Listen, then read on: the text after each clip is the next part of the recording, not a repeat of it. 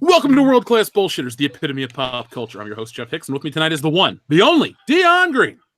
Baby, boys and girls, children of all ages, I now announce here for the first time ever on World Class Bullshitters a new category at the AVNs. Best looking black guy of 2019. Spoiler alert, I win. That man chuckling in the background is the last standing Samoan, Big Rig Nick Utam. Yes, I did shoot and direct that porno, and I'm glad you won. Thanks, buddy. Team effort. Yep, team effort. Just finally, to shake my hand. Finally, our own personal jizz mopper, Kendo Slice. No, I drove the limo. That's right. You know how much one of those jizz moppers makes at the nudie booths? Yeah. Come leave streaks if you don't clean it right. I think you can see your kidneys. Oh man, what a great way to start the show. So last week, folks, we made fun of Kevin Smith and his blubbering candy ass, and this week we're going to be talking about, well, read the title, The Last Jedi is a Year Old. So all throughout the show, I want you guys to tell me how this year has made you feel as a fan of Star Wars, because we're bringing this up because the wounds are still fresh and some dickhead on the internet is rubbing salt in them. So we're going to be talking about that infamous Esquire article, and we're going to be talking about some other things. So before we get into all that fun stuff, let me give a quick shout out to our listener of the week, our good buddy Dayton Pfeiffer. Dayton, it's your birthday. Happy birthday, man. We heard you're at the Texas Roadhouse, so eat an extra roll with that cinnamon butter for me. We're getting an echo from you there, Dion. Yeah. Oh shit, I'm sorry. You had one job, sir. One job. No, I try to turn the comments on my fucking tablet so I can see the comments because the TV's being whatever. The point is, thank you for letting me know, teammates. Yeah. Roadhouse, give me Roadhouse. That's all. I wouldn't mind some of that right about now. I don't know shit about how steaks work. Well, you eat them. That's right. It's like a date. Yeah. Tide goes in, tide goes out. Who gives a shit? Yeah. So Dayton, there was butter involved for some reason. Yeah, it's how you finish it. You know, you got to get a nice crust on the steak. You know, you got to pat it dry, salt and pepper. I shouldn't talk about cooking right now. No. So, God damn it, phone. I'm sorry. We are so professional tonight, folks. Be prepared. This is episode 152. We had a big build for episode 150, and then we threw it all away because we said, fuck it. But Listen, no. I have Bluetooth headphones now, so I'm a fucking professional of podcasts. I thought you were about to say you have Blue Chew. I'm like, really? At 28, you need Blue Chew? Listen. At this point, when you start with blue, it's either Blue Chew or Blue Balls. Neither of one of something that you were very proud of, but alas, you work your way through it. Yeah, you know what? If it's good enough for Eric Bischoff, it's good enough for me. That's right. Without question. No, exactly. That's why Mrs. Bischoff is so happy. Did we'd you like say to thank 3 seconds? Hey, more like 3 rounds with Eric Bischoff. Oh, that's go my for goal. 83 weeks. An 83-week boner. What a terrible way to live. Yeah. I mean, fuck something. At the end of day one, you're just like, can it end? I don't know what to do with this thing. Just want to hang a hat on it. What's Pretty going on sure you here? were supposed to consult a doctor at least 82 weeks ago. Yeah, well, it's been the greatest 83 weeks of my life. So we got to give a special shout out and a very heartfelt thank you to our 2 newest patrons. First off, our buddy Nolan Strang, and thank you to J.E. Gregory. We both had top level patronage, so you guys will be getting your shirts sent out tomorrow. I'll be taking care of all that back end stuff. So thank you guys very much for backing World Class Bullshitters. We greatly appreciate it. If you're a patron, you always get World Class Bullshitters after hours, and we got something very special planned for you there. But Dion and I recorded a commentary for Lethal Weapon last night. So I'm not going to say be on the lookout for that. It's already available. It's live. So go over, check it out, listen to After Hours, and get prepared for tomorrow night because we give you guys so much content. We basically want to take over your lives and make you forget about your families. We are World Class Bullshitters. We are your new family. Yeah, we're all you need. We are. We talk about everything. We won't feed you. You bring food, we'll cover the rest. That's right. Except the booze. You gotta buy it. It's BYOB. Yeah, always. If you can get it at Kroger, we won't provide it. That's right. It's a pretty big coverall. But no, thank you to Nolan and thank you to J.E. Gregory. We greatly appreciate it. So, guys, before we start tonight's topic, it has been a whole week since our last show, and 2 major things have happened since we've last met. First off, Dion, you got Smash Brothers. What do you think of it? I thoroughly enjoyed the game. It was worth the wait. I would have preferred for it to come out in the summer, but then again, the cold weather gives my black ass a reason to stay indoors. That being said, I've had a good time. It also reminds me that my wife is kind of a dick when playing Smash Brothers, but alas, I enjoy the few times that I beat her in the game. Not you guys got what I was saying, but also, it is incredibly fun. I can't wait to play with my other friends, the friends that I don't fuck, and I mean, I can't get enough of it. I really enjoy the game. Yeah, who's your favorite character? Right now, my favorite character is still Snake. But I fucking playing as Little Max growing on me. And then I got really into Donkey Kong the last few rounds. I've been doing really well as Donkey Kong, so I'm probably gonna lean on that crutch for a while. I'm a Samus guy. That is my favorite character to use. Ever since they got rid of Link's hookshot, I don't care. I don't use them anymore. So, also, the other thing that happened this week that I really, really want to ask you guys about, Kendo, you've already answered this question, but feel free to chime in. The Avengers trailer. Dion, Nick, were you guys pumped about it, or yeah? Very much so. I can't wait for it to drop. I just want to see what happens. I want to know what happens to everything. I'm worried about Tony Stark in space. Is he gonna make it home? Is he gonna see Pepper Potts? What's going on? Maybe. Yeah, like I just want to know what's going to happen because it was left at such like a low point and a loss. I was just like, all right, how are they going to come back from this? Like they're the Avengers, they're the good guys. They need to win. How are they going to win? What's going to happen? Like I want to know. I want to know. Dion, I can say honestly, from the bottom of my heart, at the end of the day, I think I came at least 3 times when I watched that trailer. I know I watched it 3 or 4 times in a row. I'm super excited. Obviously, everyone knows, especially on this channel, how much I love Infinity War. Now, I will say that I'm not a huge fan of the name. I was really hoping that they would be like Avengers Infinity Gauntlet, but whatever. That's neither here nor there. But I fucking Hawkeye becomes Ronin in this game, or in this game. God damn it! In this movie. To see, that whole, fucking Tony's trapped in goddamn space and leaving messages for Pepper, and then, it looks so goddamn cool. And even though it was kind of like an odd place to put it, I was pumped to see fucking Scott Lang be like, hey guys, you remember me from Germany? Anybody, you want to bust me in? Like, that was so goddamn good. I can't wait for this goddamn movie. And then it said April again, which means that I got less time to fucking wait. Oh Jesus, this movie! I can't wait to nut in the theater and go the way of Pee Wee Herman. Well, what do you? Oh God! So Dion's gonna get arrested and lose his TV show. Dion, if you get arrested for ejaculating in a movie theater, you still got a job here on the show. Okay. Yeah. Thanks, man. I appreciate that. We're totally okay with that. Yeah, that's fine. I mean, I'm not going to do it, but I'll fucking post your bail from Ohio, but Hillary. That's right. Go to Western Union, need that money, and we're going to take care of Dion. Yeah, good man. Oh, definitely. We'll help you live it down, my friend. That's why I love you guys. You're the real MVP, dog. You want to talk about baseball, Nick? One of our listeners did something really cool. They actually broke down the days for me so I can stop making the mistake. It's 49 days between Captain Marvel and Avengers Infinity War. So dude, they really don't have a whole lot of faith in that movie and Captain Marvel. I can't. Oh, that just makes just over a fucking month. That is so goddamn funny. Mm-hmm. That's going to be the most interesting month of the first half of 2018, honestly. Or 2019, excuse me. Because we're going to have, we have the Star Wars stuff to cover at the end of the year. But my God, do we have so much going on with Marvel. Because we're coming off the Venom hit. We got Spider-Man that comes out a couple of months after Avengers. So Marvel's really front-loading the first half of the year. Almost too much, if you ask me. You can cut out Captain Marvel or Spider-Man and only have just have Avengers, no other movie. I like 2015 we had Avengers and Ant-Man and that was it.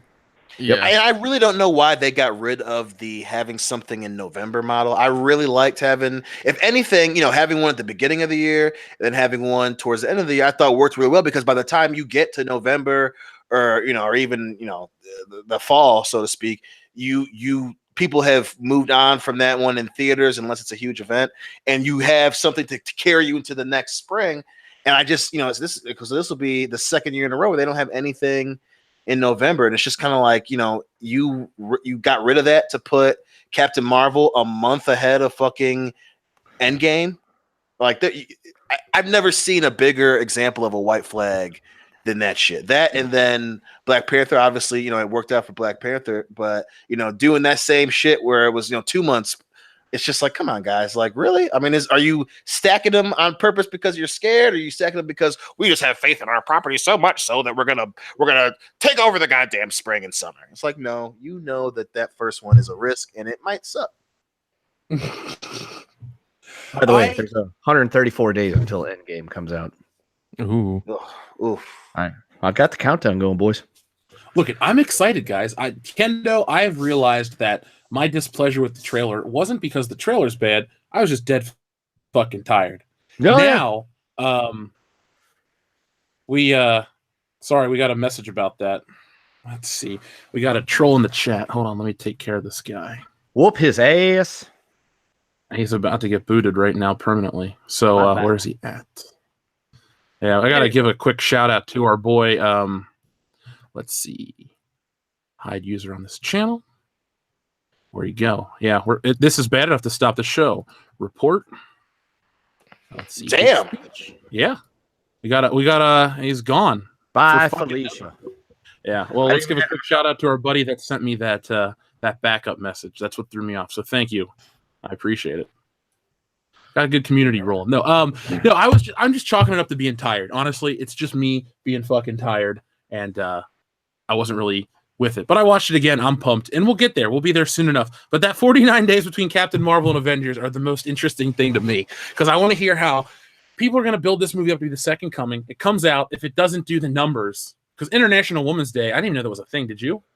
Yes. Yeah, I mean, it's the last few years it's been getting a little bit more. Wait, wasn't it in Deadpool? Yeah. Yes. She She pegs the shit out of him and says happy, International Women's Day. Yep. Okay. Well, good for it. Anyway, that's your thoughts. Good for it, man. You're good for it. It's not a day I celebrate because I'm not a woman, nor am I international. So nor do you want to get pegged. No. I will celebrate with applauding Salma Hayek. She's international. She's a woman. She's cool. Ooh. Uh-huh. And she's Monica. As fuck. That goes without saying, man. That goes without saying. So before we start talking about Star Wars, we got to read a couple super chats. Thank you guys very much. Admiral Tiberius says Kendo's job is as the channel's pivot man. Bless him. Pivot man Kendo Slice. Okay. Herpicus McDerpington, thank you. How do I feel a year after The Last Jedi as a Star Wars fan? Anakin voice, I hate you! I hate you! I hate to say this, but my favorite part of maybe my second favorite part of the entire prequels is when he goes, "What have I done?" After he kills fucking Mace Windu. Acting. What have I done? I just love his delivery right there. That's my favorite Hayden Christensen moment. Like if I ever met him, I'd be like, "What you, Anakin Skywalker?" Yeah. Listen, what have I done? I wonder how many people see him and then like recite the line about sand. Like how many times does he get that? Everyone, I'm sure it happens a lot. That's why he bought a farm all the way in fucking Montana by himself, where there is no sand for miles. Right. Now I will take your "what have I done" scene and I will raise you when him and Padme are by the fire and she's like, we can't do that, and he goes, "We can keep it a secret." That I will argue is the funniest scene in Star Wars because he fucking he ducks his head and he says it like a fucking 5-year-old who really wants to steal a fucking cookie before dinner before his abusive mom gets him. We can keep it a secret. That shit is hilarious. That's what I was saying.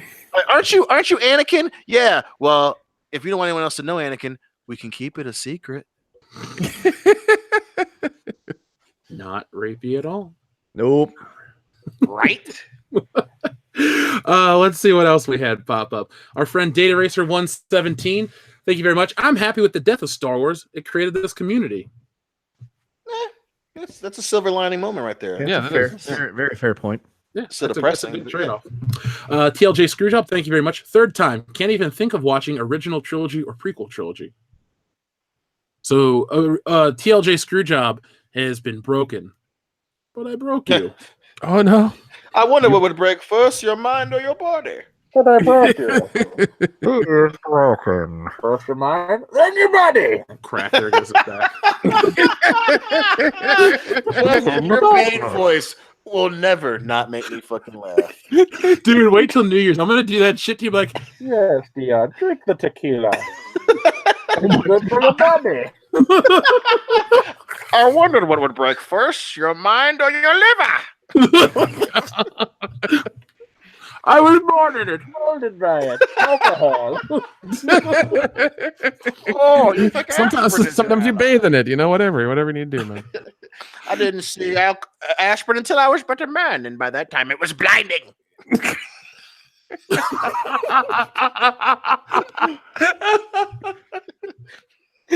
Let's see, Darth Armo, thank you very much. Darth Armo said, "It's me, Dion. I requested Lethal Weapon 3, my fave in the series. Thanks for the shout out. Had to turn that off for live BS." That's right. That was our listener we were talking about last night, Dion, during the Lethal Weapon commentary. Good man. He's got good taste in film. So yeah, the man with the excellent taste in film. And Darth Armo, we will get to that relatively soon. Like I told you guys, it's the holidays, so the other guys have some family stuff to take care of. I have some channel stuff to do, but we will get back on track. And Dion and I will sit down. Hell, we might do that one in person. Who knows? We'll do a Lethal Weapon 3 commentary just for you, man. Fuck yeah. Shit, we should actually record ourselves and upload that. Make it a private YouTube video. Send him the link. That yeah. He'd be like, I never thought of that shit. Shit. Let's see. The Fan Addict, thank you very much. Texas Roadhouse should serve porg.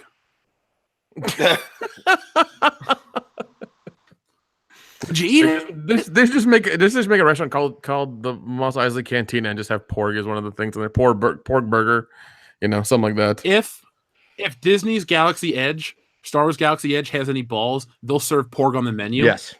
And they'll bring it's like a turducken with like a stuffed pork head, and they chop it off and just bring it to Yes. you. I'm there. Oh god, that's gonna be a shit show. Oh yeah. Mareth Theoline, thank you very much. Sup guys? Hey Jeff, care if we share That's Amore? It's been stuck in my head all day. Yeah, if you want to just send it to me over Patreon, I'll gladly reread it for you, man. Because that goes directly to my phone, so that'll be easier than me trying to click over to the main chat. So if you'd like me to read that for you, gladly. Just send it as a Patreon message, and I'll read it on air. TLJ Screwjob again, thank you very much. Don't mind Luke saying laser sword. I mind the save people, screw that mentality he had. Also, why do people get triggered over that? 9-year-old slave in Outer Rim probably wouldn't know the proper name. Oh, talking about Anakin says, is that your laser sword in episode 1? Oh, okay. I thought he was talking about Last Jedi when he's like, I'm going to save the world with my laser sword. That almost felt a little too cynical from Rian Johnson. Yeah. Yeah. It was very on the nose. I don't know. Let's see. I wish Coconut Jeff was here tonight. Have you guys heard about the Coconut Jeff story? Yes. That guy was very depressing. It made Cecil upset. Have you heard that story, Nick? Oh, well, yeah. I saw the picture and I was just like, whoa. So there's another Jeff now. Yeah. So there are all these different Jeremys, and now there are pieces of fruit named after me. So there's Coconut Jeff and Nick. Or Dion, I'm gonna read this just for you. Okay. It says, growing up was hard. I was raised by Kiwi. The kids at school picked on me because I was different. My father used to hit me until he was beaten to death. Now I sit here at Whole Foods waiting to die. Jesus. I would have put that on a Wow. Oh. I mean, at least if you're dead at Whole Foods, I mean, it's everything's organic, so they'll probably just mulch your ass, so it's fine. Yeah, yeah, and it's not like he would be able to afford to sustain himself because like $5 goes nowhere in a Whole Foods. No, Yeah, the toilet is where it goes. Yeah, it's like that's probably how much it costs to flush at Whole Foods. $5. When you guys come to town, we'll go to Whole Foods and look at shit we don't want to spend money on. Yeah, we call it whole paycheck foods for a reason. I ain't spend no $8 for a loaf of bread. You can kiss my black ass. Shit, I'll make my own bread. Shit. I'll just I'm go just buy gonna wheat get from a farmer. I'm gonna get some cereal and some milk. That'll be $28, sir. Oh shit! All right, Sir, we milk the cows out back. We have to Yep. pasteurize it here on site. And then our out of work mother, who just got back from rehab, she mines all the shit they use to make all the cereals around here. We don't use sugar because fuck you. she literally mines the Lucky Charms. Oh my god! We use beetroot. We crystallize it, and we sprinkle it over your food. Oh my god. What a waste. No. That's just red salt from that planet on from Last Jedi. That's all. Oh, great. Salt. Yeah, it's just salt. Yeah, they have to import it, so it costs a whole lot of fucking money. God, I hate that fucking movie so much.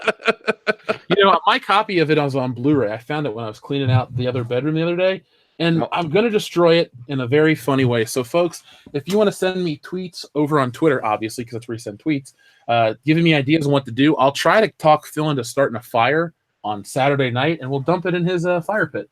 And we'll I thought you melt were going to have me shoot it. Oh, shit, never mind. We'll save it. We'll save it for you to shoot it. That's better. Yeah. So I already figured out what I was going to do. I was going to use some really, really good tile glue to glue it to some boards. That way, when I shoot it, it doesn't blow off and fly into a million pieces. Oh, cool. Oh, there you go. That's a good idea. Good idea. Can we put a Rose Tico on top? Yeah, if you want to, I'll unload on everything. My magazine holds 13, and I've got multiples. There we go. That's gonna look great on it. Oh no, that's just for our own private watch. Good man. Yeah. Good man. I've got a GoPro. I know what I'm doing. Yeah, just set it to what is it, 1080 and 60 frames per second. It'll look real nice. I can do that. Yep. Thunder Robots, thank you very much. Star Wars, it's dead, Jim. Oh shit. My God, Bones. What have I done? Damn it, Jim! I'm a doctor. I don't fix lightsabers. There's more than a lightsaber that needs to be fixed in the Star Wars universe. Danae, thank you very much. Long time no see. That sounded depressing as fuck. LMAO. Salvador, thank you very much. Kat Denning, she's great. She's beautiful. She's rich. She's got huge tracts of land. Yeah, that's exactly what I think of when I think of Kat Dennings. Oh God. Strip. Dante Reeves says RIP Star Wars 1977 through 2005. It's gone forever. Oh. Riff Magos, thank you very much. I'd rather watch a film about Slade Wilson than Star Wars films. I would too. I'd rather watch a film about not Deathstroke the Terminator, Deadshot. That's his name. No. Yeah. No, Slade is Deathstroke. Yeah, Deathstroke. Deathshot is Will Smith. I get them all confused. Dude, that's Deadpool ripped him off. There we go. Yep. Bomb shoes, thank you very much. By the way, I've used the bomb shoe quite a bit in Smash Brothers. It's a good weapon. 1 year later, I'm using my episode 7 as a coaster. Would you like a matching set of episode 7, episode 8, and Indiana Jones and the Kingdom of the Crystal Skull Blu-ray coaster sets? I could hook you up with our Etsy store. just put them in epoxy and just make them coasters. There you go. Dante Reeves says Coconut Chef is black on the inside and white on the outside. I am a little bit dead on the inside after The Last Jedi and this garbage article that we read today. We're getting ready to talk about that. Oh, God. And then finally, TLJ Screwjob says, I want Disney to release Rian Johnson's first trilogy movie so it'll make less than Solo. That way, no one will hire him again. From director/writer of The Last Jedi. Jeez. Yeah, that I remember something happened with After Earth. As soon as they showed it was directed by M. Night Shyamalan. Everybody immediately was like, "No, we're not going to see it." And then the next week they took his name off it, and it was still a shit movie, but it didn't help anything. Yeah, well, that too, and he realized I better make a fucking Split as quick as I fucking can because this shit don't look too good. Yeah, and I cannot wait for Glass for next year. Oh my God, dude, that shit's gonna be nuts. It looks so good. Oh, dude, I haven't seen the new trailer, but I can't wait to it's amazing. Can't wait for it. Yeah, that's a day one view for me personally. Mm-hmm. Definitely. So, guys, so a year ago, roughly, The Last Jedi comes out. And I know. Yeah. You don't even have to hold back your violent, puking. It pissed me off to no end about that movie. So it comes out. Kendo comes to town. I'm heartbroken. Today. Yeah, today, 1 year ago, we met for the first time. My Facebook memories told me that this morning. Memories make you want to go back there? Yeah, it was like 1 year ago today, where I posted that me and you were having adult drinks when we were bar crawling. Oh, that was such a good night.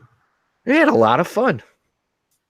So we had a great time, but we went and saw this film, The Last Jedi, and it broke our hearts. And we come back, we record a review, and then a couple days later, it's Christmas, and then the channel takes off, and now we're here.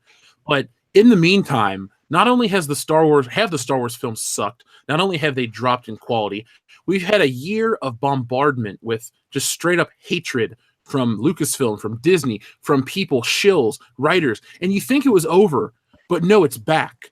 So today, now for the record, folks, this isn't the only time I'm covering this article. I've actually written and recorded the entire audio for the big video. I might actually have to skip Good Morning Pop Culture to get it done for tomorrow afternoon. So we'll see how my schedule's going. But I got a big video coming out. It's 25 minutes long, just like you guys like. I want to make sure I got plenty of visuals to go along with it. But I'm back in my rare form of being pissed off because this writer over at Esquire pulled some bullshit. And if you guys don't know what we're talking about, it's over on our Facebook page. Kendo, when you get a second, can you just drop that link in the chat for everybody and let them find that? Sure, let me pull that up. Well, take your time. So Nick and Dion, you guys saw the article. Dion, you said you had a lot of shit to say. Why don't you just unload right now? Okay. Well, first off, I'm going to throw something a little shocking, and I'm going to say that I'm going to explain why that guy was right. And I'm going to say that he was right, but not in the fucking way he thinks. Now, of course, he dropped the most clickbaity title that he could think of, is why Star Wars fans ruin Star Wars. Now, again, I agree. But his point being that it was all the trolls and the racists, and he even had a line in his article where he said that the trolls won 2018. And he goes to cite Rose Tico leaving social media. He goes to cite Daisy Ridley leaving social media. And then he even posted a link to an article that had quoted texts from actual racists who were talking about, in some of them, Star Wars. But let me explain why he was right. Yes, fans ruined Star Wars. And they ruined it by having fucking standards.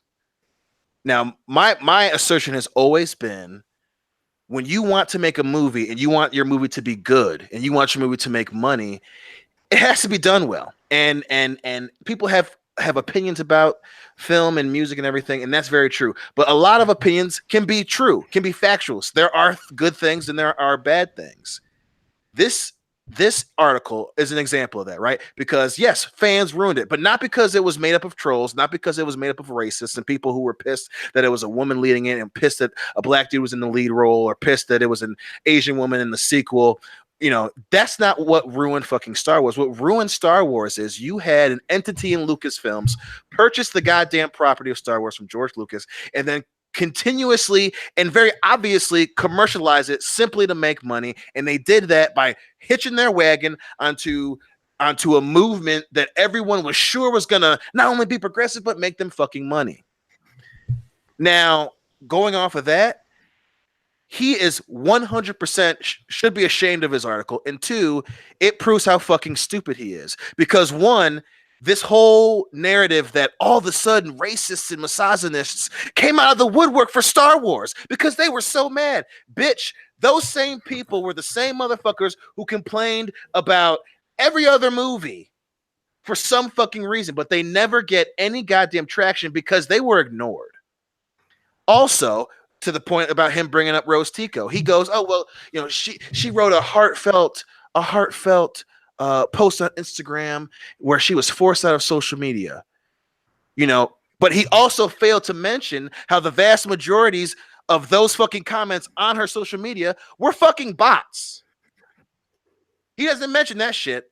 But then again, he goes right into the conversation where he quoted the people on other articles, right? They were, and one of them was something about, oh well, it's black people have infested every blah blah blah blah blah blah, right? Classic racist shit. One, that ain't the first time any of us have seen that shit. They complain about every goddamn movie because they're assholes and they're racists. Two, he does not cite or link the fucking source of any of those goddamn quotes, which is what pissed me off the most, because he's clearly saying that the majority of people who disliked the goddamn movie were all racists and all misogynists, and these people are an example of that.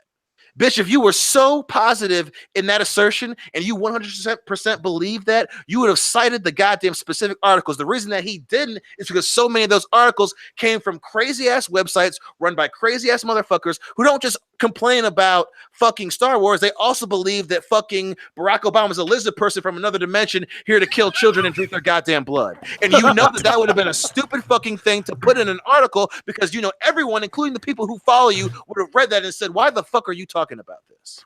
You mean he's not? Exactly. So I say that all. Well, Dion. Oh, okay. Real quick. I'm almost done.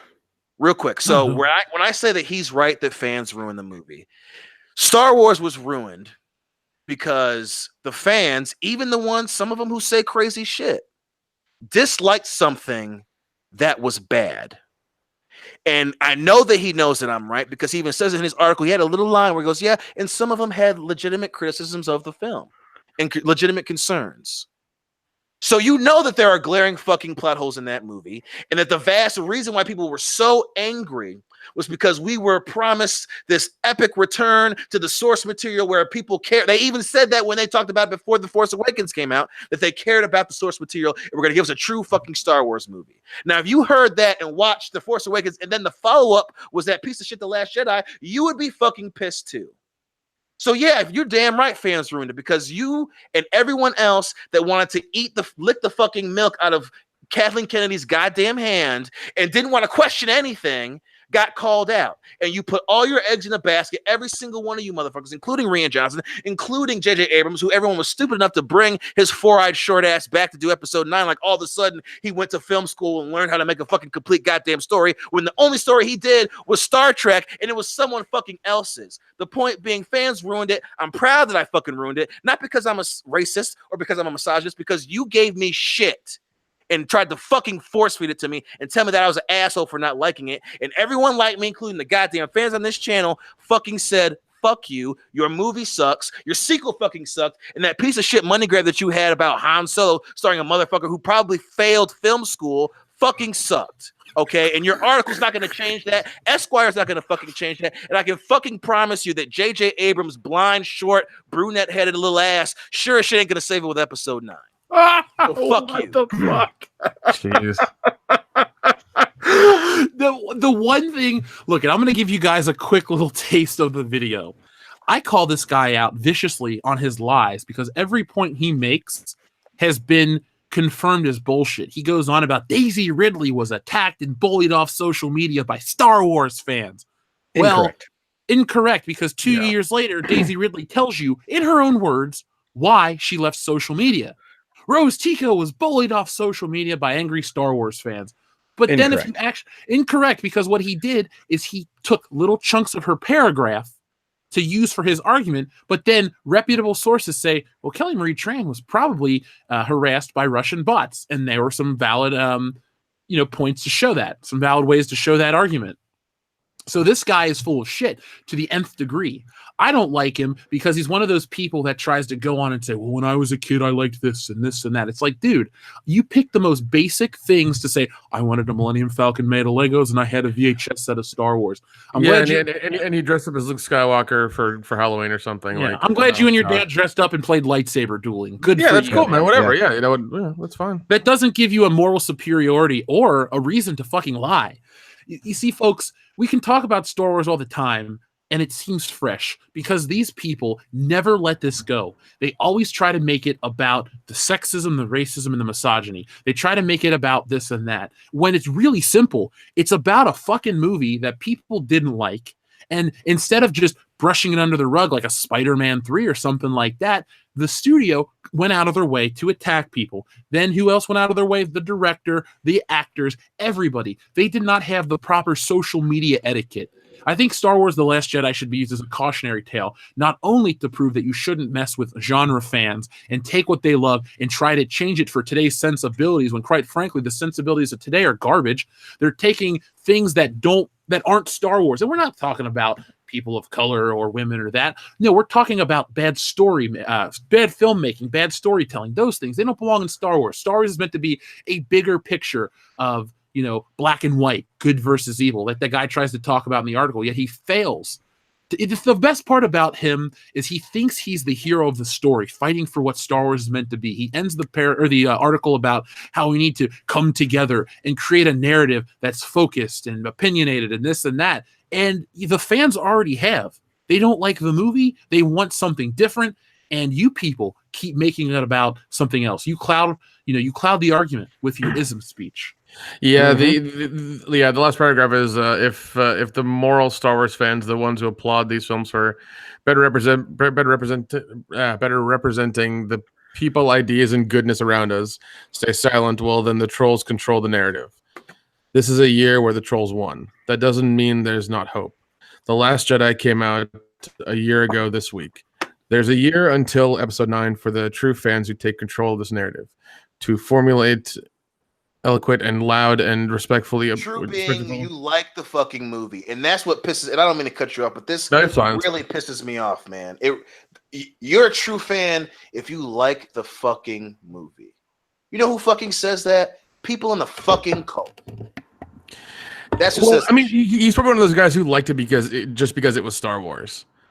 Or he liked it because me liking this movie proves that I'm a good person. It's a virtue signal move on his part. Exactly. Yeah, I understand you're a white guy and you might have white guilt, whatever. That's your own bullshit. But like, if it's a bad movie, it's a bad movie. I'm sorry, it's a shit movie. Yeah, nothing else you can do about that. Just say it is, and you're fine. Yeah, he is furthering. He's just proving our point because the fandom menace. They don't really. The funny thing is, they go to quote certain things, but they don't talk about the third party. The thing is, this writer Matt Miller or whatever his name was, he is like the third party. He is the odd man out. There is a culture war. There is a fan uprising between Disney, Lucasfilm, and the producers of Star Wars and the shill media, or excuse me, take out the shill media, and the fans. The shill media are the third party that keep shit going, and they keep it riled up. This, to me, again, is just like more advertising. They want you to be talking about Episode 8 and Episode 9 into the next year. They don't want you to forget because everyone talks about Avengers. I mean, Avengers gets almost 300 million trailer views in one single day. It's going to break records. DC is nipping at their heels with Aquaman breaking records in China, and people are loving the movie. You got Venom, which is a non-MCU Marvel film, breaking records around the world. Disney is watching their properties slip through their fingers very fast.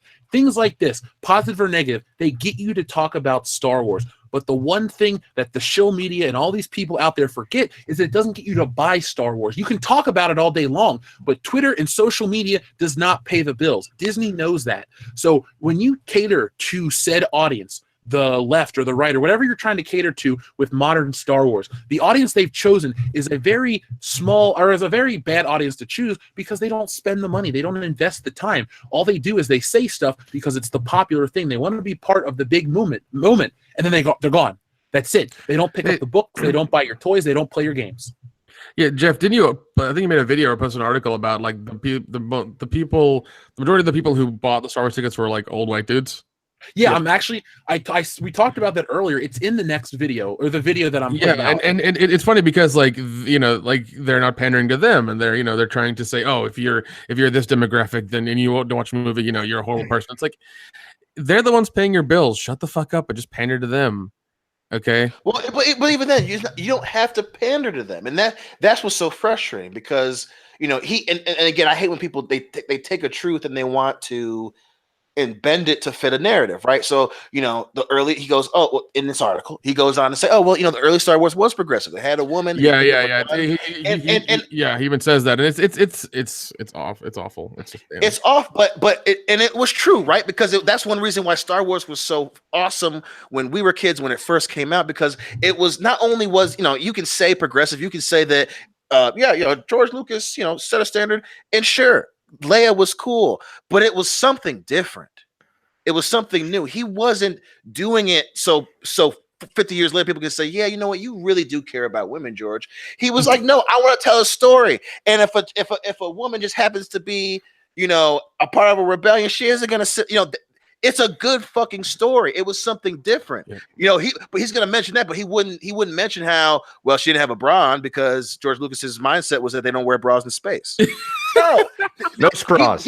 He wasn't doing it for fucking, sure. And again, that's awesome that was cool at that time. You had a woman who was on there with Luke Skywalker and fucking Harrison, cool ass fucking Ford, and she was a huge factor and an important character. But they didn't fucking virtue signal in the movie where, oh, well, you're a girl. They didn't say that goddamn shit. They didn't go on about how, she didn't say anything like, I don't need a man, or why are you holding my hand? They didn't have these aggressively stupid fucking lines of dialogue specifically meant to point out that, hey, that's a girl in the position of fucking no. But they had that in The Force Awakens. They had that in fucking The Last Jedi. You have Rey literally going, well, I don't need you to hold my hand. Why are you holding my hand?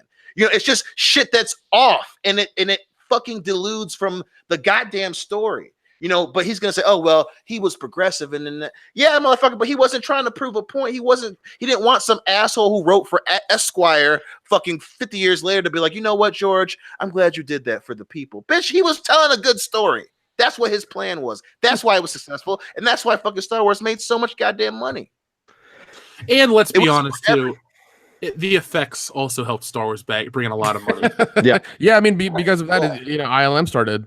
Yeah, I think a lot of people, like in the fandom menace, we do talk about the deeper meaning of Star Wars, its impactful story, but I hate to say it, a lot of people, it's the big special effects movie. And that's another reason why Star Wars has lost its novelty. It's no longer a spectacle. You see Star Wars equivalent stuff, and I mean on like nowadays Star Wars equivalent stuff on TV. Big space battles and things like that aren't really a big deal anymore. Back then, everything in that movie worked. You had the emotional resonance with Luke Skywalker and how we all could identify. You did have Princess Leia, who was cool. And I don't think, when I look at Princess Leia, I don't look at her as a progressive character. I just look at her as a good character. Yes. And everything she does is in service to the story. And she's not infallible. You brought this up, Dion, in a different way of saying it. Rey is this perfect being. The funny thing is, even if you want to throw out the Mary Sue, she literally is a Mary Sue. Everything about her fits the definition of a Mary Sue, and she never fails. She never has any adversity. Everyone likes her, and for some reason she couldn't leave the planet until right just then at that point, and found the Millennium Falcon. It's like, oh, I know how to fly it. I'm gonna get the planet right now. Mm-hmm. Fuck you. The thing is, guys, if she was so great, everybody would have bought into her character. The thing that happened with her is people bought in the beginning because Star Wars was back. In 1 year's time, people started to pick up on that shit. And by the time we got to The Last Jedi, people had been conditioned to, they had watched the movie on video is what really would. And then it just kind of hit them that it wasn't that good. And if you notice, too, how the media's narrative has openly changed how they discuss the film. Remember what you said, Dion. It's an original Star Wars film. It's coming back. It's true to form. Now, every article that kisses this movie's ass openly admits it's a reboot. 2 years ago, 3 years ago, it was not a reboot. True. They lied to you. They lied to you the entire fucking time. Oh, it's not a reboot. It's a continuation. We respect the characters. We respect the lineage. That's what Star Wars is. Fucking 2 years later, you're being shit on. And now 3 years later, you're coming up with excuses why after it fails, after being shit on, it's now our fault. It's always a spin. They always try to place the blame. Lucas, but then they'll say dumb shit like the vocal minority. Bitch, if it's the minority, how are they having this huge of a fucking effect on a movie franchise that makes fucking billions? Yeah. How did Solo fail with the vocal minority? Tell me that. Yeah. The Last Jedi lose $750 million when compared to The Last Jedi. The discrepancy between The Force Awakens and The Last Jedi is bigger than all of Solo. If it's the vocal minority, why is the audience score lower than The Room? Oh shit! Oh my god, I didn't realize that. Oh shit! Yeah. And 45%. The Room's 46. The Room is a fantastic film. And it is. Too, if Star Wars was in such a good place and it was the fans' fault, how come there are these fucking idiots that go onto Rotten Tomatoes and make fake accounts to praise Star Wars Resistance, the TV show that everyone dumps on, but then when you dump on it, you use the kid defense, which is what I talk about in this article. It's for kids, it's for family, it's this, it's that. No, when you say that, all you do is try to shield whatever thing you like because you can't come up with a better excuse. So you think you're insulating yourself from these criticisms, but you're not. All you're doing is drawing attention to the lack of quality or attention that's being brought to your product. Look at Star Wars: The Clone Wars. Everybody in this fucking chat liked that show. Everybody in this room or on this show, the four of us, either like it or can be okay with it. It was canceled because Disney thought it was too violent. The truth came out. And when I was one of the few people that said, don't be too excited for this new Clone Wars on the Disney Plus streaming service because it is Disney after all, well, now people are kind of coming around to the fact, well, yeah, they did cut it off and they canceled it because it was too violent. And everything Disney does is homogenized and safe and boring and almost the antithesis of what Star Wars has always been. But It's taken a couple years for people to realize that. And you know what? That's okay. Good things come to those who wait. I'm much happier to live in a world where people are awakened to the idea that Disney Star Wars isn't perfect and that Disney has an agenda that really is anti-consumer at times, even though all they want is your money. I'm glad I had to wait, and I'm glad we're here. Well, and and going on to that is like if also the vocal minority, if they're such small amount of people, how come none of the toys are selling? They're going to dumpsters, they're going to 1 to 5, like those little like dollar stores, and nobody's buying them. They're still in like landfills and stuff. Just been reporting those toy videos for the last year, if not more, about about the current state of that. How I think it affected Toys R Us's sales and everything, and it's been horrible. Yeah, Hasbro's acquired brands were down 30%. The exact numbers were in my video. And they had to fire 1,000 people, I think, is what the article said. Yeah, something like that. But nobody wanted to talk about that video because it wasn't sexy. But the thing is, folks, I cover this all the time, so you never forget what happened and where we're going forward. Like I even say in the video, apathy and I'll just use apathy as the word, but apathy is the most dangerous thing for and against Star Wars, because if you guys just don't care and you become complacent and you move on and just go blindly see episode 9, this has all been for naught. So I don't ever call for the boycott. That's not what this channel does. But all I ask for you guys to do is remember exactly how we got to the situation we're currently in and why people are so angered by it. It's not women in movies. How many fucking women win Oscars? One every year for Best Actress. How many women are in the $20 million picture club? A lot of them. Does anybody get pissed off when Gwyneth Paltrow makes a bunch of money? No. Did you get pissed off, guys, when Scarlett Johansson was named the highest paid actress in Hollywood? No, you didn't give a shit. No. They do their job. The world isn't this thing. And nobody here bitches when Wonder Woman makes a bunch of money and gets big marquee spots in the Justice League and is carrying the movie in many ways. It's bad characters, it's bad storytelling, and it's piss poor management to a level that has never been seen. All they do is attack and prod us constantly. All they want to do is fanboy tears, this, that, and the other. And guys out there, I know you're probably listening, guy from Esquire, or you'll probably hear this eventually. All you're doing, man, is hurting your cause. You are not a fan of Star Wars. You are not you come off as pious, but really you're the villain of this story. You're the greatest villain of all time because you think you're the good guy, but all you do is propagate bullshit and hurt Star Wars in the long run. So if you have anyone to blame for the trolls winning, in quotation mark, blame yourself, man, because all you do is make up shit. Yes, that was my biggest takeaway. His argument for everything was built on ists and isms, and you cannot put that out there as this is why I'm right. It's and just name call. That's not how it works. I mean, our show right here is a very, very diverse podcast. We have a black guy, a white guy, a giant, and a foreigner, and we've all disliked that movie for the reasons we stated. And it was never because there's a woman in the lead. Have you ever complained about it, the fact she's a woman? No, we complained about how poorly she was written. We never complained about the fact that Boyega is a black dude in the movie. No, because we love Lando. We complained about the fact that he was poorly written and a stereotype. And, that's all it was. Every time we've had a complaint with a character, it's never been, what they got dangling between their legs or what color their skin is. It's always been how shitty their character's been written, how horrible the story is. Yeah, and we've been over that at length on a lot of our videos. You guys can go back and check them out. He's just trying to perpetuate his own narrative about it. He's like, oh, I'm right, this is wrong. Even he goes on to say about Rian Johnson, being going on Twitter and having to tell people about the movie. It's like, if you had to do that for your movie and people didn't get it, that's a fucking problem. That's one of the many problems that movie has. Yeah. That people are tweeting him and he was answering them back and engaging in them and being like, all right, this is what it is.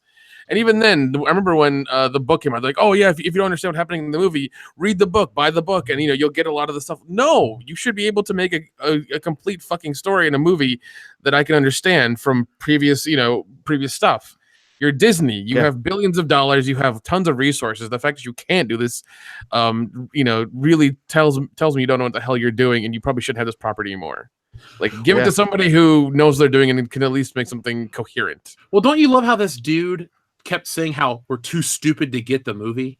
Like, do you remember last year when that was the argument and JJ said that shit too? Oh my god, it was too smart for us. Well, put it like this, folks. If you guys help us get this video that I'm working on to put out tomorrow up to 50,000 views and 1,000 thumbs up, I will make part 2, because this is a part 2 video. the thing is, the first part is me covering his stupidity. The second part is laying out the facts because, like I tell you in the video, I had been working on a series or a video called "The Year That Broke Star Wars." The guys have heard me talk about it behind the scenes. It's something that I was working on. This guy has been brought to task. He will be brought to task fully tomorrow, and I hope everyone checks it out. But as I'm telling you guys, you want more of these videos? Let us know by checking these out. Share it. Help us get the views and the thumbs up to a crazy amount. And I guarantee you part 2 will be just as vicious. Part 2 will be just as entertaining. And it'll have the facts in there because I'm going to go back to the beginning and I'm going to lay it down for this dude. Every time these people have gone out of their way to attack us, it's through bullshit means like this. It's never with the truth. It's never with a non-ism or ist argument. Yeah, and he also takes into account the election that happened in 2016 and that whole thing and the shift. It's like that's not the problem. That's not what happened. They made a shitty product. People didn't like it. That's the problem. And even then he goes and says it's a harmless children's space movie. I don't remember Star Wars being for kids ever. Why do they keep saying that it's for kids? Oh, it's for kids. It's for kids. They wanted to do it to sell toys. It's like, no, that was never the aspect. That was never the point. He wanted to make a good story. And if you want to, it was based on samurai movies, motherfucker, and other shit. It wasn't based on a goddamn kid story. What the fuck are you talking about? And yeah. Oh, good. I was gonna say if they're gonna keep harping on kids and toys in this, how come all the toys are based off movies from 40 years ago that kids don't even watch nowadays? They're trying to sell it to us who got in at the end of it in the mid to late 90s before episode 1 came out. You got hooked on the original shit. It really brought multiple generations together. And then that's why somebody like Trent can go out and buy, a vintage line or this or that and the other because it resonates with the people. But to the next generation, Star Wars means very little. Stop trying to act like a lack of quality is for them. It's for their good because, again, you can have the best intention in the world, Matt or Lucasfilm, Kathleen Kennedy, but you're not bringing in the dollar bills. You're not bringing in the dollar bills. Look at it like this. Marvel's been doing it for 10 years. They make $17 billion and keep on going. Star Wars has run dry, not dry, but has become stagnant and plateaued in 3. Mm-hmm. Mm-hmm. I mean, that's some shit. Yeah, what are we looking forward to with any of these? Like with the Lucas trilogies, it's always, well, we're going to see the Luke Skywalker journey come to an end in Return of the Jedi. We're going to see Anakin's fall and him become Darth Vader. And God, yeah, that all ended then. They should have just started with a brand new thing, for these movies, or made 3 movies about Uncle Luke's lightsaber academy or something. Just do that. Just do that for 3 movies. It's fine. I would have been okay with that. Well, and the thing that I think is one of the most glaring issues with this guy's argument is he's arguing it in a way that this is specific to Star Wars, right? It was the Star Wars fans that ruined this movie. They are the race. They're the ones that were overcome with the racists and the trolls and the He constantly goes through that shit. And if that were true, why did fucking A Wrinkle in Time do terrible? Why did Proud Mary do terribly? Why did Ocean's 8 do terribly? Yeah, that's just this year, motherfucker. That's just this year. And you even yourself brought up, you want to bring up the goddamn election. You brought up the issues that people had with The Force Awakens. That was 2015, a year before. So clearly, the common denominator, it ain't the goddamn election. It ain't the racists and the misogynists. What happens is when you have a movie that's harping on a narrative, Star Wars obviously is doing it. A Wrinkle in Time, Proud Mary did it. Ocean's 8, where the biggest obstacle is simply, well, I'm of this group and people don't like me. And I'm trying to, and at the same time, you're like, well, we're going to prove that this group makes money. This group makes money. When you push that shit, it doesn't work. It didn't work. And if you were right, it would just be Star Wars and A Wrinkle in Time would have sold a bunch of money because that was a fucking kids movie with Oprah in it. If you were right, Star Wars would have been bad and Ocean's 8 would have broke fucking records. If you were right, Proud Mary would have been this crazy ass movie. Taraji P. Henson or whatever the fuck her name is would have been a brand new action star. She's not. And this bullshit is like even the shit you bring up proves that you not only don't know what the fuck you're talking about, but you specifically want to ignore Occam's razor, motherfucker. Sometimes the shit that is the answer is right in front of your face, and the thing that's in the front of our face isn't the goddamn trolls and the misogynists. When you do shitty movies, people say that sucks and that's stupid, and that's what fucking happened. Yeah, and I love his closing about this eloquent criticism. My God, we've had it since day one. And another port, too, you can catch this guy in multiple lies because he talks about how after this online organized hate group had begun to cause problems, he quotes Disney having a response. Well, he fails to pay attention that the article that he quotes came out 2 days after the movie was released in theaters. So his argument falls apart in every paragraph. He gets dumber and dumber. You can tell when he gets smug too, because there are certain parts that he wrote and he goes, "Haha, this is great." I guarantee you the motherfucker was smiling when he was writing these parts. But like I said, tomorrow, folks, he will be brought to task officially from the channel. And it's not nice. I was actually going to drop the audio on Patreon so everyone could hear it early. But I didn't want to put out that and Lethal Weapon and this and cause too much confusion. So I guess I'll just put it out on the video. But be prepared. It's not nice. Yeah. If somebody works Esquire, or anybody knows anybody there, can you talk to them about this guy and make sure that he can write better shit and coherent stuff and actually look up facts and figure and do this correctly, because that's what he went to fucking college to do, is to make sure that everything that he does as a journalist is correct. Yeah. Well, I mean, we'll never call for somebody to be fired or anything like that. That's well, at least not be fired, but at least like I wasn't correcting you. I was back to school. I was getting ready to build upon what you were saying. I wasn't going to correct you. I was actually going to say I think Esquire needs to edit this article, and there either needs to be a full-on retraction, because it's not just an opinion-based thing that we disagree with. He's fundamentally lying, and we have the facts. We have other sources that confirm the shit he says is made up. Once that gets out there, if Esquire wants to be respected, they at least need to put this is an opinion piece that doesn't reflect any of the statements of Esquire, or they need to go in and just flat out have this guy re-edit it. And thankfully, we all have access to the original article, so he can't just change it and act like, oh, it was never like that in the first place type of thing. You know what I'm saying? Yeah, definitely. Absolutely. But yeah, Nick, I'm with you, man. This guy is a journalist. He goes to school. I'm not calling him to get fired, but just like have a strict talking to, maybe, or something like a retraction, anything like that. I'm down for. Yeah, don't fire the guy. We all got to eat.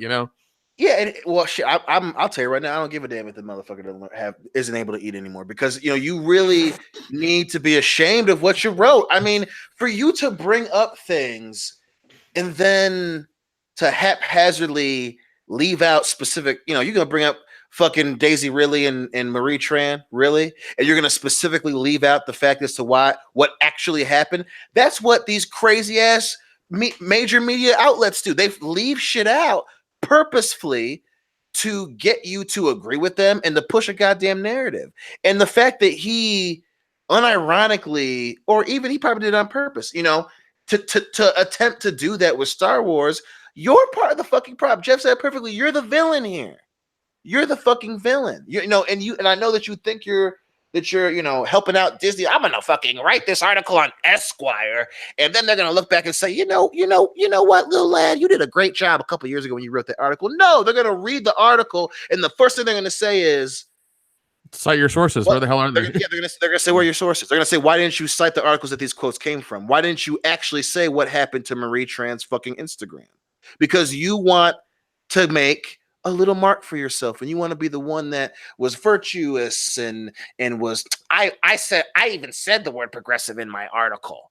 Like, bitch, you did a horrible job and you misled people, and that's what's so goddamn dangerous. Not just because of Star Wars, but for pop culture in general, where people don't want to tell the actual truth and have an honest conversation. What the article should be about is how people didn't want to have specifically LucasArts and Kathleen Kennedy and Rian Johnson and J.J. Abrams, and to a lot of degree, the people who marketed those fucking movies didn't want to have an actual conversation about why the movies didn't do well. That's what you should have done. And what's nice about bringing up Kathleen Kennedy the way we do is all we ever call to task is, if you're the boss, how have you allowed these things to happen? How have you allowed Star Wars to fall the way you have? That's, she is the boss. She's the head honcho at Lucasfilm. Yet all she ever does publicly is talk about how we want it to reflect the audience and the real world and this and that. But the audience wants escapism. The audience wants fun. The audience wants to go in and enjoy a galaxy far, far away and not be bombarded with this stuff. You see, all this shill did is toe the company line. And I hope come episode 9, he gets a front row seat center to episode 9. So no one can go read his review and no one can trust his words because he has tons and tons of articles. Let's do this guy a favor. Let's go check him out. Don't bother him. Don't even contact him ever once. But go read his articles and tell me what you think. He's the new Scott Mendelson. This guy has been low key. Maybe I go to Esquire to see what watch I should get for Christmas or something like that. But no more am I going to go trust anything they put out because it's all spin and garbage, man. It's just spin and garbage. Yeah, and that's what's so fucking dangerous because now no one's gonna and this is not just for Star Wars, but what's going on in general, whether it be in pop culture, political, whatever. Everything's so adversarial. Instead of saying, "Hey, this is why I think this movie's good," I'm gonna say it, and then you give me your thoughts on why it's bad, and we discuss it, right? When you fucking attack people, and again, this is why Rian Johnson got made fun of for winning his little dildo Saturn Award. This is the same reason why the people who fucking have stock in Lucasfilm and in Disney called Kathleen Kennedy's ass in the office and had a fucking meeting. And this is why J.J. Abrams originally got taken off of the sequel, because when you attack specifically about shit that people enjoy personally, people just dig their fucking heels in. They get in trenches and they grab their buddies and they get ready for a fucking fight. And what makes this so goddamn, and it's still hilarious to me, but what still makes this so fucking frustrating is there's another, like, this motherfucker had an opportunity and legitimately, and I mean this, wholeheartedly, had an opportunity to create a dialogue, not just amongst the fans, but again amongst the people who have their hand in the fucking honeypot. A dialogue. Why did The Force Awakens, why did specifically The Last Jedi and Solo not do well? Why do movies like this not do well? And instead, the trolls won 2018. Bitch, you're one of the trolls. All you did was make me want to go get on the internet and in front of thousands of people say, this is why you're fucking shitty at your job. And this is why, from now on. Say what you were going to originally say. This is why you're stupid. Yes. Well, when I was saying it, it was either stupid or why you suck balls. But I didn't want to come off as a complete asshole. But he fucked up. Yeah. I mean, that's probably. We're at the end of the day, we're in that bag already. Yeah. But at least we're honest assholes.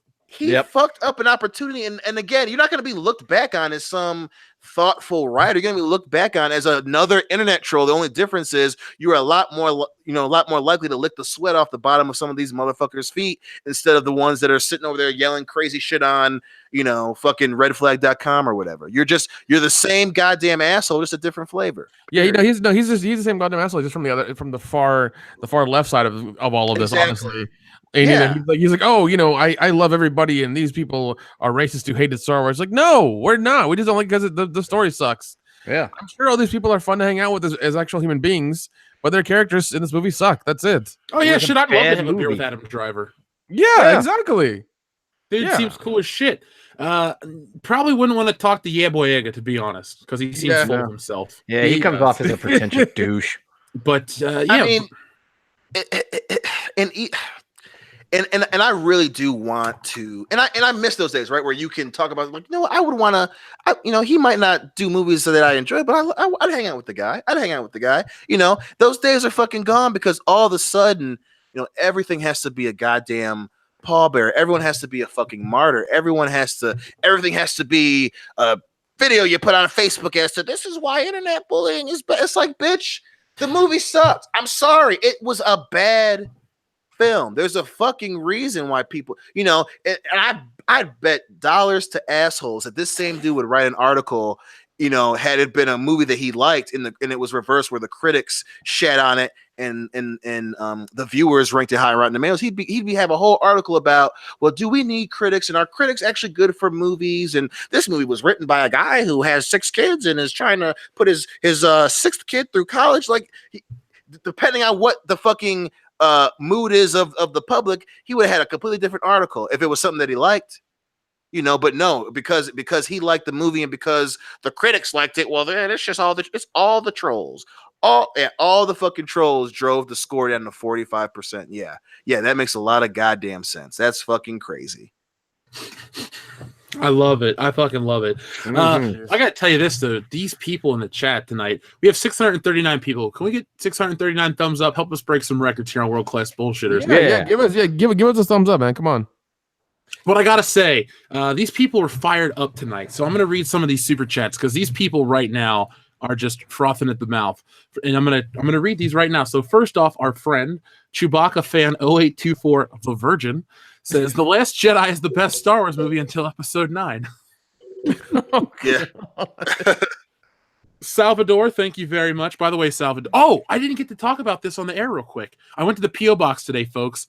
The post office has requested that I go to the post office every week now because there were so many packages at the P.O. box that they've been wondering who the fuck owns the P.O. box. So now they know, and they have requested that I show up every week because, guys, I brought home a carload full of boxes. Oh my god. They have you on speed dial now. It's like, Jeff, get over here. The people in the post office were like, who are you? I'm like, I'm just a man. I have an internet radio show, and the people love it. So, guys, seriously, I had to carry so much shit out in my car, and it's all over the house. Not a complaint. And I'm going to do a live opening close to Christmas. So if you guys, a couple people said their stuff reached the P.O. box today, I'll make another trip next week and get prepared, and we'll do a whole Good Morning Pop Culture dedicated to that. So for those wondering, have I got your stuff from the P.O. box? Yes. Salvador, your name popped up. Salvador sent 3 giant boxes. I don't even know what the hell are in those boxes, but Body I'm going to find out. If it's a severed head, I'm going to be very upset. You're gonna be real upset. Yeah, that's gonna be your reaction. Yeah. Salvador, we won't be mad at you. We'll just be disappointed. Yeah. Man, what the hell? You should have said the other parts as well, not just the head. What the fuck, bro? Or a gun rack. Your choice. A gun rack? I don't even own a gun. Well, how about a spice rack? A nice spice rack. You know? Ooh, I do love cumin. But no, Salvador says, sometimes I feel like Chris Farley in the Folger skit. Everyone else drank that fake sequel Star Wars bullshit and pretended to like it. But when I found out I was drinking Star Wars coffee crystals, I felt angry.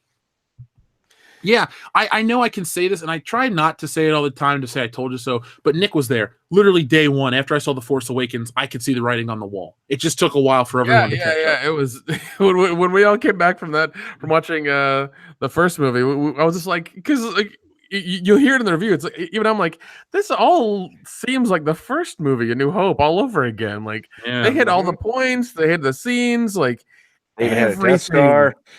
Yeah, it had the ultra, like I love how they showed the small Death Star from the old ones, and like this is our new one. It's like, oh fuck, you went ultra mega, didn't you? Okay, it's not the same thing. That was like a space station. This is like a planet, man. Those are different. Yeah, it was. It's crazy. Salvador, I'm with you, man. Like I said, all of our stuff is a digital record. Go back and check it out. Dante Reeves, thank you very much. Hey, Coconut Jeff, I'm so jealous you was next to Becky Lynch on the airplane. Dude, true story, 100%. I didn't know who the fuck she talked to me, and I didn't even get it. Like, I was just like, yeah, cool. Just some cute girl with red hair. I didn't know she was a pro wrestler, and now she's the fucking women's champion. Oh, shit. Yeah. Dan was there. At her job. Yeah, Dan was there, and Dion was there, too, but Dion was sitting up ahead of me. I was, and I didn't notice that we had NXT folks on the plane until they were walking off. I was like, what the fuck?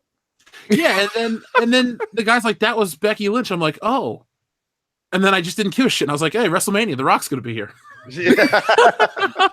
I swear to God, if you tell me The Rock's going to show up for 5 minutes somewhere, everything else we do on that weekend just doesn't matter. I want to hear if you smell what The Rock is cooking. I want to stand up and scream, and I want to get drunk. That's all I want out of WrestleMania weekend. Goddamn right. Loki07, thank you very much. I just watched a Brie Larson music video from 05. Oh, God. Ouch. We warned her. Jesus. We were warned. Why would you do that? Yeah. Hold on. There's more. Oh, God. We warned of her coming, and we didn't listen. Just hit yourself in the head with a hammer. It's a lot more effective. You'll forget everything. Yeah. I didn't realize Brie Larson was working back in 2005. Like, I honestly didn't know. Most people do. I didn't know who she was until 21 Jump Street. Seriously. And in that movie, she was really likable and charming. Well, she's a good actress because that shit ain't true. Sire J. Longstroke says, I'm convinced the people running Lucasfilm hate Star Wars. It's a possibility, man. Yeah. The way that they're acting, it's a legitimate possibility. No, it's just a bunch of people who are not in touch with it and just like go by statistics and numbers and think that they know what's going on. Like you're like, all right, well, here's what we'll do. We're gonna sell them all this stuff. We're gonna make the toys come out 6 months for the movie, and we're just gonna sell out. And the movie's gonna be awesome, and it's gonna be great. Everyone's gonna love it. We're not gonna get any backlash at all ever. Never. There's not gonna be 1 ounce of doubt by anybody. And they fucked up. Well, they did fuck up big time, dude. They did fuck up big time. Yeah, they went by the numbers and all this other shit and tried to stuff as much crap as they could in there, and it did not work out. And now they're just like, well, what's happening? We went by the numbers. We did all this stuff correctly, right? No, you didn't put any heart into it. You didn't put any thought into it. You didn't look at the previous movies and take notes or anything. You didn't do your fucking job. That's the problem. The thing is, they didn't even take like a survey of the current landscape. No, they didn't pay attention to what people are really feeling and thinking. They just went on what they thought. They watched blindly support. They watched the major news outlets for like an hour a piece, and then just was like, all right, here's what we need to do. And it's like, no, don't do that. Please don't. I feel like they just went to Twitter and read about. Oh God. Yeah, probably. Let's see. Van Slattery, thank you very much, Van Slattery. Angry Dion gives me happiness. I do my best. We will be releasing a CD of all of his best rants starting in 2019. So yeah, be on the lookout for that. It'll be released concurrently with our rap album, starring Liam Neeson's Nissan and a queef note. I love that name so much. I did too so much. Julio Cesus, thank you very much for a very generous super chat. Get this, in Superman Kingdom Come, Wonder Woman visits an exiled Superman on his island, begs him to return to save the world from peril. Sound familiar? Except Superman rises to the challenge and doesn't drink blue milk. Oh. Now, I've read Kingdom Come. Yeah, I remember that. Was he on the island? I thought he was on his farm. Maybe I'm getting the story mixed up, but I do remember that story. I know people want to shit on everything Mark Waid has ever done, but there was, Kingdom Come was a good story. There is some quality work he's done. He did buy into the soy, but it's neither here nor there. But yeah, when to be the true hero, you got to come out of retirement and do that thing. You remember Dion in Die Hard 4 when McClane was only tasked to just drive some kid somewhere, but he needed to step up and do more. He did, and he saved the day. Yep. That's what a hero is. And maybe not in real life, that's not what heroes would do, but it's a fictional story.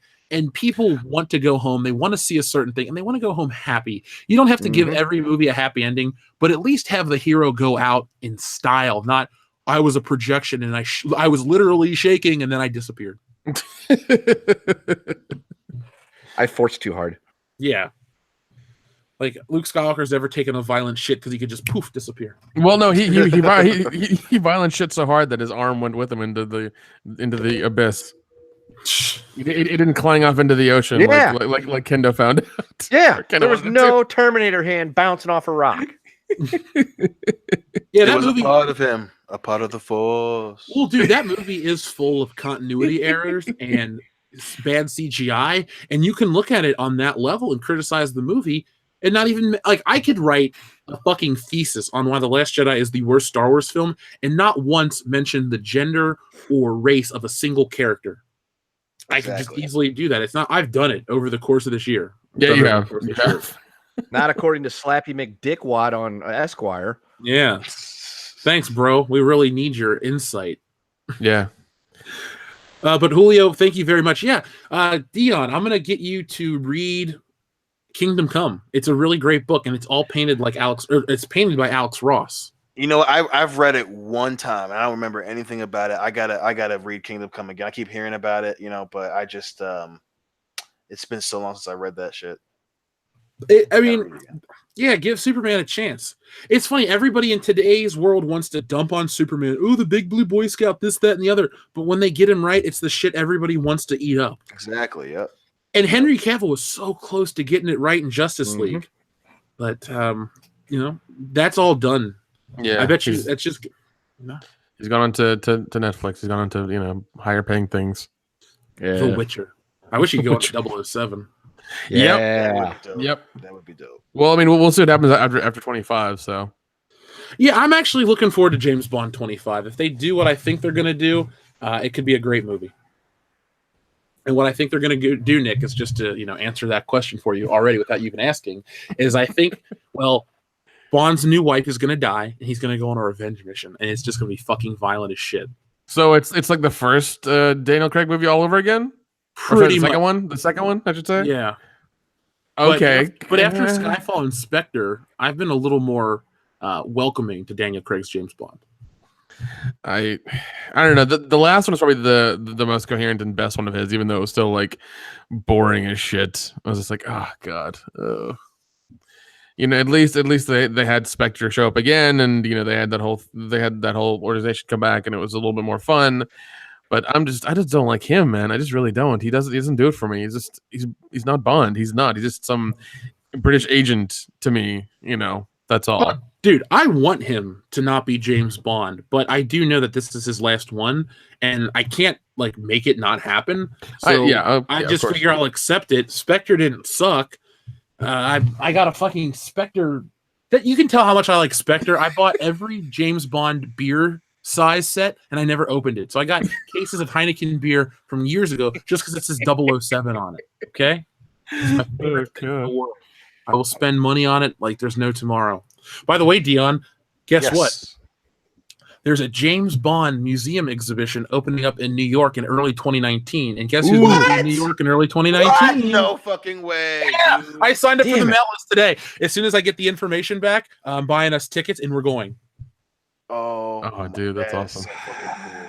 That is so fucking cool. I'm suddenly starting to think with my newfound stuff going on, I might have to take a weekend off, fly in there for a day, be like, oh my God, Bond Museum, and then leave. Yeah, the cars are there. God damn. Oh, the cars are there? Shit. Yeah, they're like cars. I might cry. It'll be like, the screen use cars? Shit. Yeah, it's the most beautiful thing in my life. That's awesome. Oh my God. Let's see. Dante Reeves has 2 super chats. Thank you very much, both times, Dante Reeves. Big Daddy Dion, I thought you wasn't a racist. And then Dante Reeves also says, pissed off angry black man, Big Daddy Dion is my personal wet dream. Well, you know what happens put on this earth to inspire when he gets aggressive like that. He goes coozing. Yeah. Turbo Donk says, Dion, end your next rant with so. Now that's a reference to the High Council this week because Jeremy can't start a sentence without saying so, and then Ethan goes, yeah, and so then I'll say so, yeah.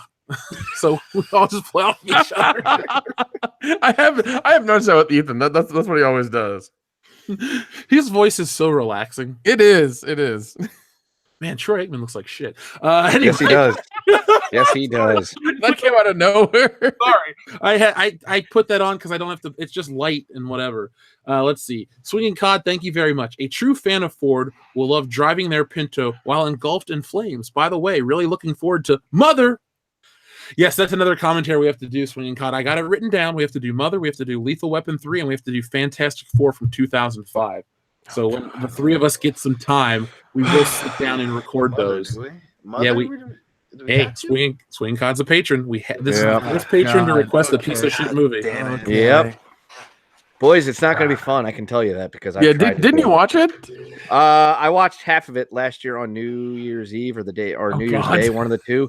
Because remember, I said, for my, our time off break thing, I was actually going to go back and watch some movies I had not seen, and Mother was on the list only because of how bad I've heard it was from several people. And I'm not the type of person to shit on something I've never watched before because I feel like you don't have a leg to stand on. Your argument's invalid if you've never actually watched something but you shit on it. Yeah. So I was like, all right, I'm going to watch this movie. So if I need to shit on the movie, I will do so. And I got about halfway through and had to turn it off because it was that fucking bad. Oh, great. Oh, God. Watch. I think what's the other one? Like Snowman or whatever? That one was. Yeah, about the killer with Michael Fassbender? Oh, my God. His character's name is Harry Hole. Seriously, that's not a joke. His name is No, it is. It is. I remember. That movie. Oh, God. I watched it because I was just like, oh, horror movie. Yeah, it's going to be awesome. Killer in the snow. Fuck, was I wrong? Oh, God. I'm glad I didn't pay for it. The movie is horrible. Oh, my God. Let's see. Sketch Therapy, thank you very much. I won't pay. I don't care if episode 9 is better than episodes 4 and 5. I won't pay. They spit in my face. They don't get my money. That's right. You don't. That's why I've been telling people this for a while. Don't watch Star Wars Episode 9 if you don't want to. Let us do it for you. Let us wade through the shit pool so you don't have to. Yeah, we gladly will. Yeah, Yeah. it's fine. And the thing is, we've all decided that we're going to get together for that Yeah. movie. Yeah, if I have to fly in and fly out, it'll happen. I don't care. Yeah, even if it's just for a day, we will all I'll get do it. I don't together. care. Yeah. We will. that's- It'll happen. It'll be us hanging out, and maybe it'll be like a 4 of us sitting on a couch video review, just lamenting what's going on. Dion will love it. He'll be like, man, I got this, and then Christmas break. It's going to be good. Goddamn right, boys. That's the benefit of being a world-class bullshitter. So, That's right. yeah, folks, be prepared. That weekend's going to be very interesting, to say the least. And then just expect a lot of content around the movie. We'll find out next year. year. Mhm. Darth Armo says, funny, none of these articles ever mention why it bombed in China. I'd like to see one of these shills called China racist, etc., etc. Yeah, Boyega already did that. Yeah, but I tried. But no, he said one of the shills. Listen, Darth Armo, I actually wanted to bring it up in the video, and I don't think I did. The China situation is the most interesting part of The Last Jedi's failure. 92% in a single weekend. Mm-hmm. That part of the world is not for Star Wars.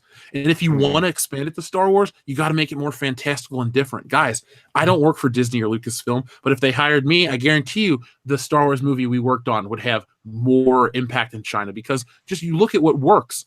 Aquaman, all these other things, Venom, these fantastical alien-like things, these otherworldly things. That's what other parts of the world want. Yeah, They want crazy stuff, man. It's how it is. Or they like historical stuff. Like, didn't The Mummy do better in other parts of the world than America, but not a hit? Yeah, actually, look it up. I think it did. God, that movie. Even though Universal's like, hey, for the 18th time, we're gonna do the Dark Universe again. Oh, fuck you. See, that is the Marvel effect. That is the Marvel effect at hand right there, where they try to do something before they actually build the universe. Looking at Box Office Mojo, the foreign box office for The Mummy 2017 was 329 million. Jesus. The domestic was 80 million. Yeah, it failed here. Yeah, it failed hard here. Let's see. Riff Magos, thank you very much again. Classic Star Wars tapped into the powerful archetypes of mythology. Disney Star Wars taps into the woeful SJW/NPC narratives. He's right. Yeah. Yeah, which is just something of the current time. It's not something that'll last forever. I'm sure when you watch the movie 10 years from now, it'll be even worse. Mhm. Yeah, even worse. It will not age well. Oh no, not at all. As with the original 3 Star Wars movies, they've been timeless. Yep. You know, we watched them recently and they were still wonderful. Oh god, that was such a fun day. Yeah, Yes, that it was a fun day. Yeah. Now remember, folks, speaking of fun, tomorrow night at 8:30 p.m. Eastern Standard Time, we're doing Spider-Man. We've had 3 patrons contact me over on Patreon, so you guys will be joining us for the journey. And since only a few people have reached out, feel free to stick around for both movies. So don't feel like you gotta jump off. And if you can't stay for both, that's fine. But everyone get excited for that one, because that's gonna be a lot of fun. Let's see. DLJ Screwjob says, did anybody say black people Lando in my Star Wars when ESB came out? No, not even if they did. Even if they did, they should get out of the fandom. Yeah, like I said in the video, Lando is what I call a second-tier Star Wars character that everybody loves. Yes, Han, he does. Luke, Leia, and Darth Vader are the main stars. Then you have Lando, Chewie, the droids, other characters. I'd put Lando in that category because he wasn't in the first one. He is, part of the crew. But he'll put it like this: Lando's great, but he wasn't great enough to put in Episode 7. Right. By their own thing. Yeah. And even if you want to go in that fucking, and again, this is why one of the reasons why when you base a movie or a film or a movie or a TV show or anything off of that shit, you open a door, then a steep ass slope. So one of the other steps right below this whole argument is, well, they love being progressive, but why was Rey white? Yeah. Why couldn't Rey be an androgynous alien? Just no gender at all. Just alien. And Princess Leia's already white. Why they have another white woman as her right hand woman, so to speak, that takes over? They all look the same too. Her, Daisy Ridley, and Felicity Jones, and what's her name from Game of Thrones. They all look the same. Oh yeah. Amelia Clark. Amelia Clark. Yeah, they're Yeah, all no like, diversity. yeah, nobody ever mentions that ever. It's Once again, aliens exist in this universe. Use more of them. Call up fucking Rick Baker. Have him make you one. Have him borrow some masks from Men in Black and put it in the movie. Did you guys? Shit. By the way, did you guys see that new Men in Black image? It's not worth even talking about on air. I'll show you. We'll talk later. Okay, is it Chris Hemsworth standing in the desert? Is that what that is? No, it's Chris Hemsworth and that girl in front of a black car holding their guns. Oh, okay. Fuck. I'm still gonna watch it because I still like Men in Black. I'm gonna give it a try. Well, as long as the thing is, it's not a remake or a reboot. It's just a sequel, and I'm open to sequels. I'm not open to remakes. They're different agents, which I'm all for. And I really do love that. I really do love that franchise and that whole thing. I want more of that. Yeah, just don't call them J and K. Yeah. M and N. Yeah, there we go. We don't even need to worry about anything else. Yeah. Fine. The Grand Inquisitor, thank you very much. I'm so tired of this true fans crap. Go fornicate with a piece of rusty rebar. The Last Jedi broke me. It and Hollywood's reaction to the election made me decide to stay away from the theater for a long, long time. Yeah, I'm really tired of every time we go to read one of these articles, they go on about the fucking president. Okay, it's over and done with. Deal with it. Okay? Yeah. Go out and get involved in your community. Go run for Senate. Go do shit. Go change the world. Trying to equate the fucking election to Star Wars is garbage. I hate that too. And it's one of those things where it's like if there's an opportunity to vote, go do it. Go find your polling area. Go do your thing. You know, everybody's got the internet on their phones. You can do it real easy. It's real simple. So do it that way. Keep it out of my fucking entertainment. Yeah, and you know what, folks? If that is something that turns you off, well, just know who produces your content because it's going to be in there subtly or just overtly. God. Yeah. If all the celebrities, talking about politics got you hard, also remember that Hollywood is a fucking cesspool. All right, remember that. Yeah, they all say this stuff and they all do these things. It's like, oh yeah, we're good people. No, it's a fucking cesspool. Like Kevin Spacey, he may tell you what you want to hear politically, but hey, even Harvey Weinstein was running around on the campaign trail. Turns out he fucking rapes people. So yeah, exactly. Cool it. Now, I'm interested to see what Captain Marvel does if they try to take the whole route about this shit. Are they going to basically fillet Bill Clinton in this movie? Isn't that going to be an odd choice to make? Yes. Well, specifically with that verbiage, absolutely. Yeah.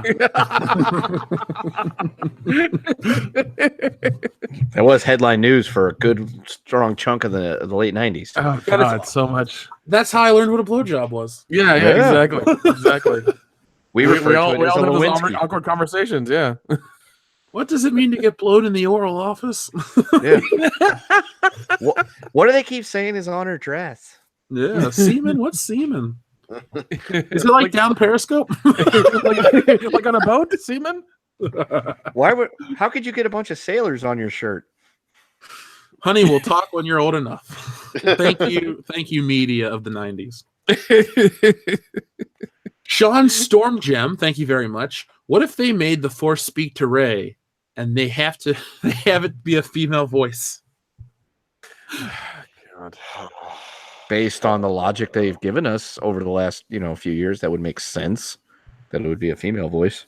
Can we just have it be the Bane voice again? The Force is Bane. Oh, you think the Force is your No. If the Force talks to her and it's not Morgan Freeman, I'm gonna piss the fuck off. Okay. Yeah, it better be Morgan Freeman. All right. I'm on board with that. He's right. Yeah, it better be fucking Morgan Freeman if the Force is gonna talk to her. Okay. I hope the Force doesn't talk. That's some dumb shit right there. That'd be like in Smash Brothers. Every other character talks, but Link doesn't. So I like that. Well, I mean, Link doesn't talk in the games, so yeah, that's the point. To be fair, these other characters don't speak normally, but in this game, they kind of just start talking. Dante Reeves says, Super Saiyan Jeff is my spirit animal. Thank you very much, Dante Reeves. I guess I'm like, Super Saiyan Blue? I have blue hair right now. I'm not a Trigglypuff, though. Swinging Cod also says, unlike Disney, EA, Marvel, etc., at least when Bethesda gives customers a crap product, they don't attack. They just say, don't care, pay us. Yeah. Now, you guys have all been hearing about that from the quartering. Dion, has a copy of Fallout 76 entered your home? Fuck no. Good. Good Anakin. I've heard they're replacing the bags now. That's the last thing I heard. I don't know if that's true or not. Dude, I've been so busy this past week that I haven't even once followed any of the drama. Okay. Yeah, I mean, that's what I heard. I heard they were replacing the nylon bags that tore, that were cheap, that ripped, and they're giving everybody the canvas bags. So, do we have a count on how many GameStop shelves have been tipped over in this latest, attacks?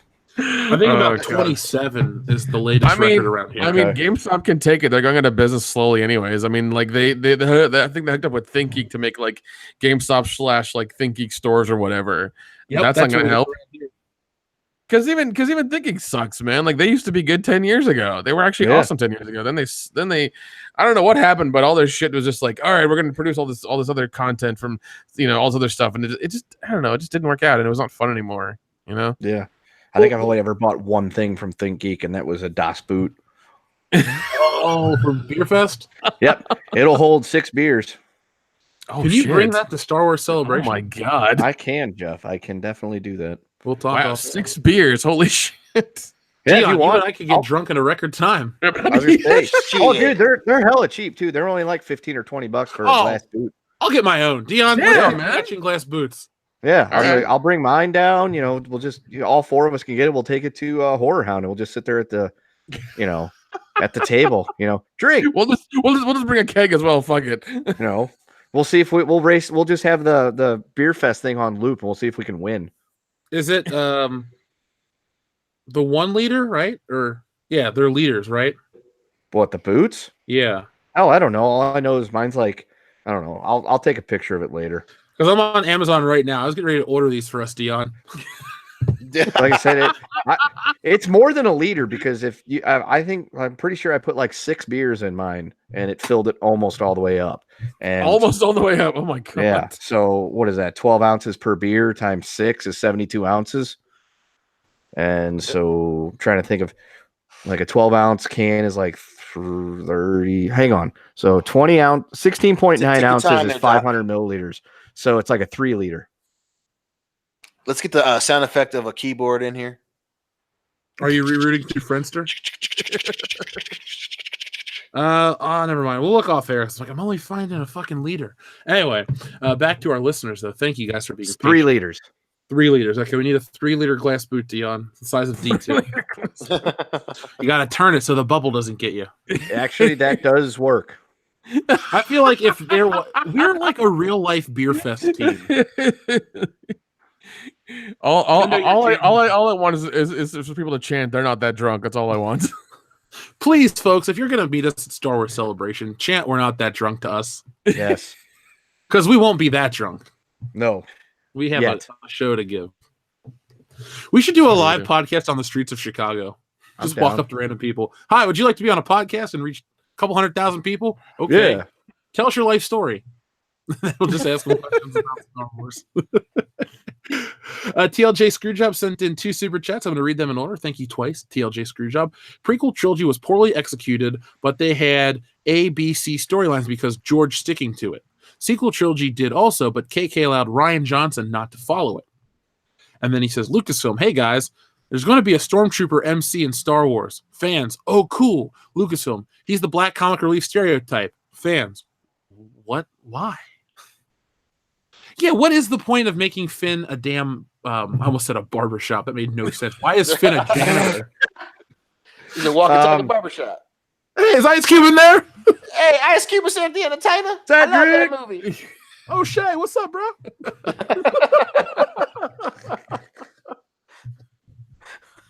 I'm sorry. I do it to entertain myself.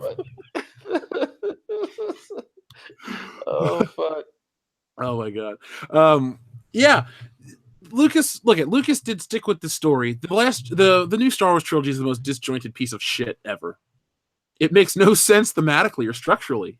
Like, say what you will about whatever. It looks great. It doesn't really look that great, but it doesn't play great either. It's like a really bad car. Just shitty. It's like an Oldsmobile, Dion. It's the Oldsmobile Riggs and Murtaugh were driving around in last night. Dante Reeves also says, hey, world-class crew, you miscalculated. It's actually been 2 years since The Last Jedi, not 1. That's incorrect. Yeah. That was no, that was last year. Yeah, 2017. Came out Yeah. 2017, the end of 2017. Rogue One was 2016. Yes. Right. 2018 is well, never mind. I can't say that accurately. 2018 is the first year without a shitty Star Wars movie. Oh wait, Nope. Solo. Dante Reeves, thank you very much again. If you, I have it right here, December 15, 2017. It's right here. oh It god, took me all 2 seconds to look up. That's It's a weird. date that will live in infamy. The day Yeah. Yep. the Star Wars died. Yeah. Dante Reeves also says, if Universal Studios had control over the Star Wars IP, we most likely would have gotten the new Jedi Order or Knights of the Old Republic. Yeah. Which I would have been fine with. I would have been fine with a different story other than Luke Skywalker and Leia and Han. I would have been fine with that. That'd have been okay with me. Yeah, Disney has just exposed themselves as really just creatively bankrupt. We say it a lot, but it's the truth. They went for the easiest route. And yes, they made their money in the beginning, but there's no long game for this. Well, no, I mean, like they all they do is like whenever they run out of ideas and run out of money, it's like, oh, what do we do? Let's buy something. We don't have any ideas. That's why they bought Fox and bought MCU and bought Lucasfilm. Yeah. You know. Commander Cody, thank you very much. The Last Jedi throws around buzzwords, hope, but the Star Wars fan base doesn't have any now. KK destroyed Star Wars, and The Last Jedi was the cherry on top of this turd Sunday. They forgot the past, but we didn't. Ooh, I like that super chat. Yeah. That's good. Some strong words right there. Yeah, they do throw around a lot of buzzwords. Buzzwords, I think the people that produce these articles, the shills, the misinformed, the bad taste brigade, I think they thrive on buzzwords because they want people to talk about them during the 24-hour news cycle, and then that's it. These people that tout, well, I don't want to say, it's like, oh, diversity this or diversity that, blah, blah, blah. Those people, those NPC people, they have a short attention span, like a goldfish, They say stuff, they forget it, and they move on to the next thing. And the people of Star Wars don't forget. So when they come in and try to cannibalize it and make it their own thing and represent something that it's not, the fans aren't going to stop, caring. They're going to try to return Star Wars back to the norm. And that's not a bad thing. The norm, the funny thing is, too, people are like, well, what's the norm? Well, the norm is a good story that appeals to everybody. The norm is not a schism in the fan base. The norm is not lies and deceit and people making up garbage to further an agenda. That's not the norm. Lucas took it on the chin with the prequels, and he doesn't bitch about it.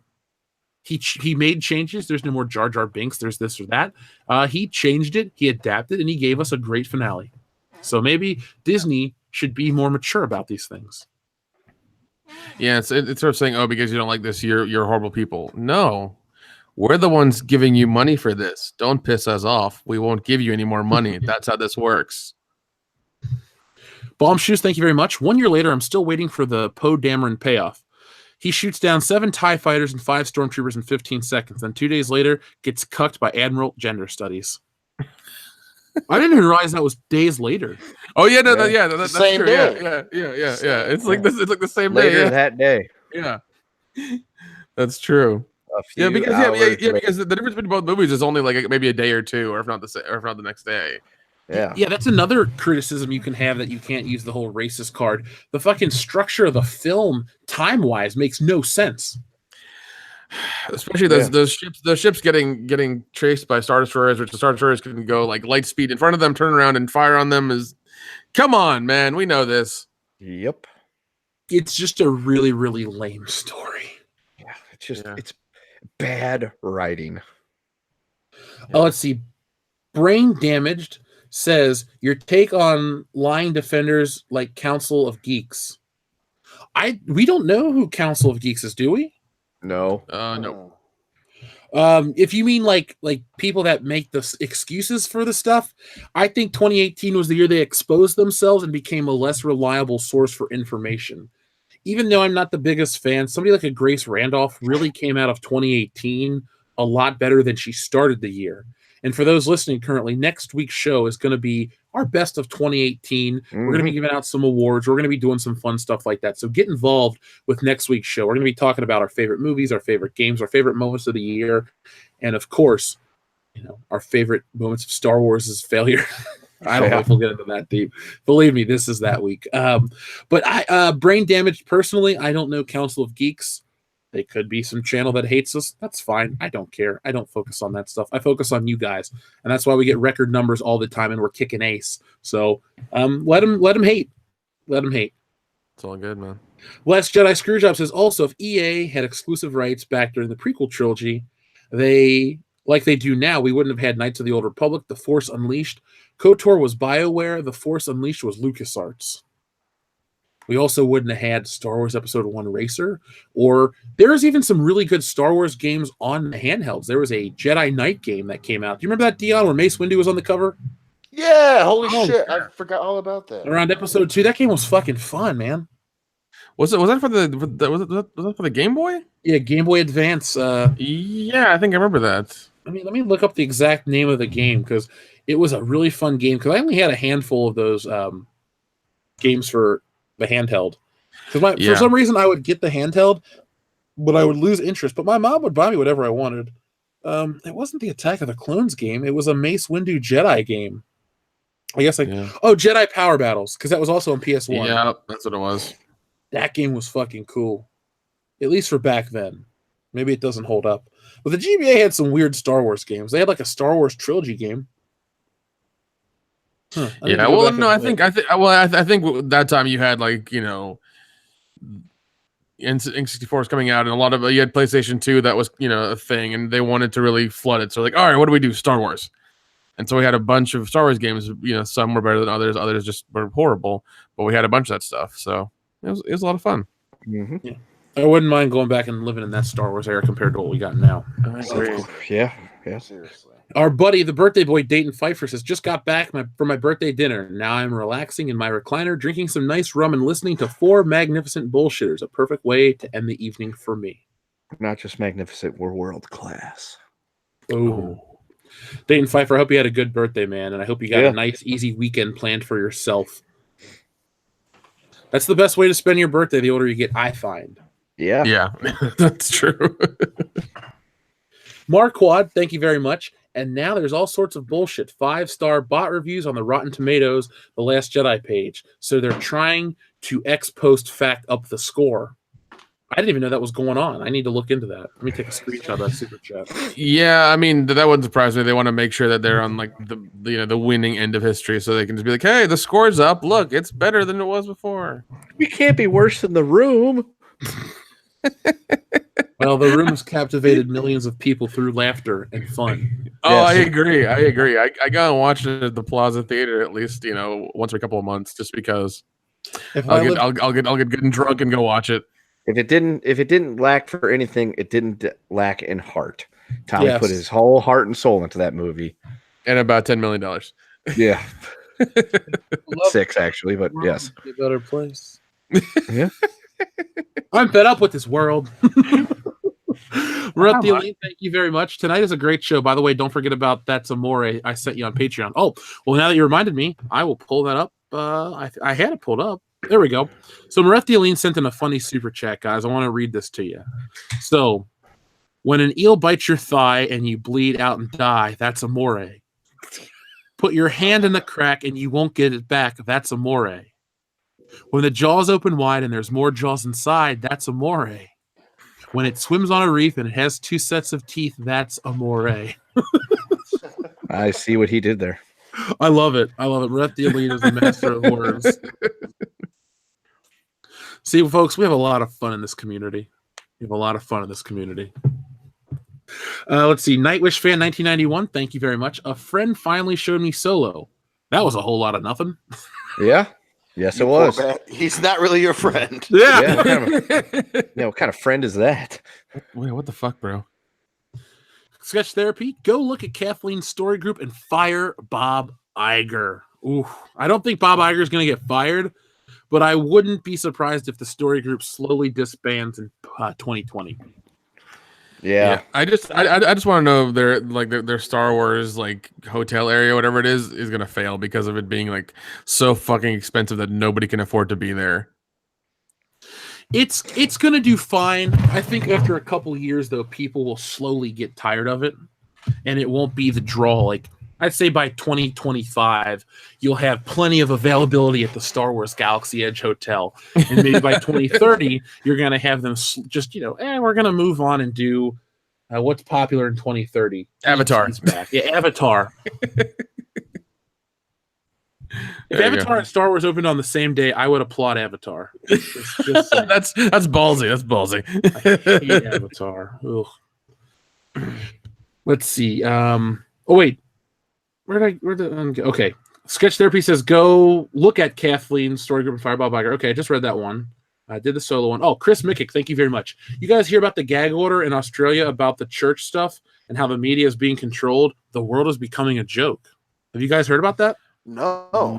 Heard nothing about that. Let me take a screenshot. I'll check it out. Even if I we have to look into that and see what's going on, because the media stuff, man, it's getting dangerous, because now they're going to suppress information. Like I said, I got to know about the whole story, but we'll look into it and we'll talk about it. Acid Blade 21 says, this is why I'm into anime. Anime companies don't attack their fans, since the anime industry is a cutthroat business. Ooh. Yeah. I assume you have to really, go with your fan base and, put out the stuff they want and give them the things they want. And, then you'll be good in their eyes and they'll give you more money and, the better you'll be. Yeah. That's how the market works. Don't be a shithead. That's right. Dante Reeves says, we're on the right side of history. Unlike the authoritarian, totalitarian, radical SJW left, Disney's arrogance will be their undoing. You're probably not wrong about that. Indeed it will. I was thinking of the Emperor for a second. Your overconfidence is your weakness. Your faith in your friends is yours. I love that. I love that so much. Grendel Fan 84, what's up, man? Good evening from Comics Elite. Crazy live sale of America versus Canada tonight. Mark Waid has done a few quality titles: Kingdom Come, Superman Birthright, and Flash. He's made it difficult to be a fan. Dion, have you read any of the titles that Grendel Fan, besides Kingdom Come, have you read Superman Birthright or Flash by Mark Waid? I read Flash by Mark Waid. I haven't read Birthright. There's some Mark Waid Daredevil. I'm going to send you links to read for free. I want your take on it, because a lot of people like Razor Fist rip it apart. And, we're Daredevil fans. So is Razor Fist. But I'd just like to hear what your take is. Okay. Yeah, absolutely. We'll talk in person. Deal? I'll send you the links. We'll discuss it over beers. And we got an old fan in the chat, Augs President. Hey, happy belated birthday, Augs for President. He still likes us. I know. The party, pal. All right. I feel special this whole night. It makes sense again. American Trent 007 says, time for my first New York City visit. I'll buy the drinks. That'll get expensive. You know what, Trent? Oh, yeah, it will get expensive. We'll drink them out of house and home. Sorry, Trent. You're going to have to sell your vintage Greedos to pay for my beer. Well, S. Jedi Screwjob again, thank you very much. Jeff, with Bond, should I do books, then movies, or just movies? Also, codename a la Doctor Who, or same guy? Personal opinion, codename, and apparently they answered it in Skyfall, but I don't care. First off, it is not a codename. It has never been. And it's not even if you just use Skyfall. You can go back and watch every James Bond film, which I suggest you do before you start the books. The books are great, but they're a much different beast, and they're a lot slower, and they're really dated compared to the movies. Codename is broken apart. If you watch the first 5 Sean Connery movies, it's clearly the same guy. When you get to the 6th film, which is George Lazenby, they actually show things that Bond used in previous missions, they do that. And it shows him remembering previous things. Then Sean Connery comes back. Then Roger Moore comes in. And For Your Eyes Only, which is 1981, they show him go to the gravestone of his former wife, which is mentioned in a previous film. So that ties that together. License to Kill brings up his wife again. And then when we get to Pierce Brosnan and James Bond 20, a.k.a. Die Another Day, he goes back into the archives of Q Labs and remembers all of his old gadgets. So all the movies tie themselves together. There's a continuity. It's not a heavy continuity. It's very loose, but it has always been there. And then the new Daniel Craig stuff definitely shoots it in the foot by introducing his parents' gravestones, Andrew and Monique Bond. So there you go. It's never been a code name. But if you're going to do the movies or the books, I say do movies first in order they came out, then do the books and see how they compare. There are certain books that are better than the movies, and there are certain movies that are better than the books. If you've never seen Goldfinger, be surprised when you read that book, because it is a much different beast than the film we all know and love. Dante Reeves, thank you very much. Did you guys know that Viz Media manga books outsold both Marvel and DC? Yellow Flash made a video about it. I don't think any of us. I don't think we really follow manga. I mean, I guess I'd be the one that would follow it the closest. Not at all. I like it for the artwork. And the stuff I pick up is like, shit, it's Viz Media, Golden 13. I'm looking at it right on my shelf. So, the rest, man, I like manga to a degree. I guess I don't get into it too much like that in the anime, but I do respect it. So maybe one day I'll do a manga style comic book. It'll be backwards according to American audiences. Sketch Therapy says, "Can I come in for Star Wars night? When Star Wars night? Like tonight? Because we're gonna close the show out in a minute. Yeah, we're gonna finish super chats and close that out. Yeah, we did. We did this. We did the first 6 Star Wars movies a long time ago. Oh yeah, we did that. 2 weeks ago. Yeah, 2 weeks ago. Yeah, so we did Star Wars night. I thought you meant like for that, but yeah, I guess this is our last Star Wars show of the year, right? Unless something crazy like Kathleen Kennedy's fired comes out. Right. Yeah. I wouldn't bet on that happening. No. She's safe. Folks, and for those that are out there, the High Council is on World Class Bullshitters this week with Ethan and Jeremy and myself. So the band is back. So get ready for that show. And so Ethan's not going to fall asleep and he's actually going to be on the show? Well, yeah, to be fair, Jeremy was out 2 weeks in a row. Ethan was out 1 week. So Jeremy is, Mr. Hot Shot. I got to travel across the country, but I refuse to fly on a plane. Yeah, what a dork. Wait, hold on. Is he scared? Is not like them? Is that his problem? He explained it to me and I forgot. It wasn't that interesting then. No, it was essentially broke down as he's a control freak and he doesn't like the idea of, the pilots being in control of the plane and he has no control over what the plane's doing. Well, I mean, if you crash your car, you have no control over inertia of you going through the windshield. So true story. I'm just saying. According to him, he's an excellent driver, so he's okay. And I'm like, you can't, you're not in control of the fuck houses on the road around you. Exactly. That's another good point. That's another really good point. Get on the plane, drink some beers, which he doesn't, and that's why I don't trust him. He's a Quaker, and just get to your destination in 2 hours as opposed to 4 days. A box of oatmeal. I love airplanes, even though they're uncomfortable as shit. Because I'm like, no. Even this last year when I traveled twice, we to the airports, man, I enjoy it. Even though it's a pain in the ass, I still enjoy it. You get there real quick. You're statistically more likely to die in a car than you are in a plane. And if that's you do very die in a true. plane, That's very true. Look at the numbers. Yeah, and if you die in the plane, it's going to be very quick as opposed to a car where you could linger for days or weeks. Yeah, or get gimped where you can never walk again and your dick no longer works. Yeah. This has been a moment of truth with Kendo Slice. Yeah. Dun dun dun. The more you know. Let's see. How am I reading these out of order? Dante Reeves says, I'm interested in Japanese anime/manga these days because it's not infested with SJW bullshit. I think this SJW NPC stuff is just an Americanized Western problem. And other parts of the world don't give a shit. You can't force it down to China. So look at that right there. Let's see. The Last Jedi Screwjob, thank you very much. I'll repeat on council if you want, Jeff, but any chance you, E, and Jer will repeat the don't forget they called us racist, sexist, etc. up to 9? Will you repeat? Will you want us to mention it again?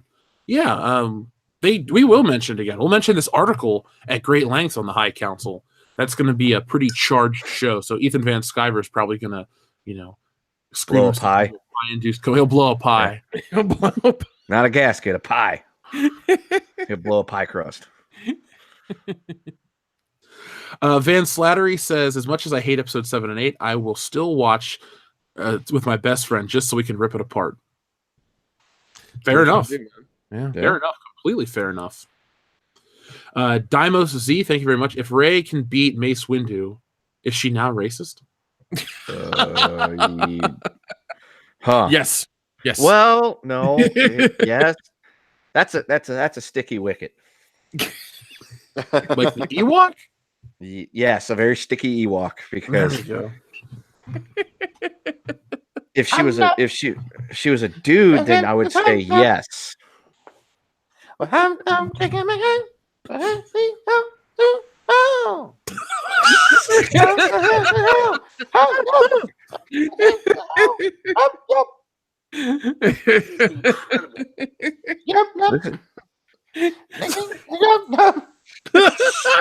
You okay?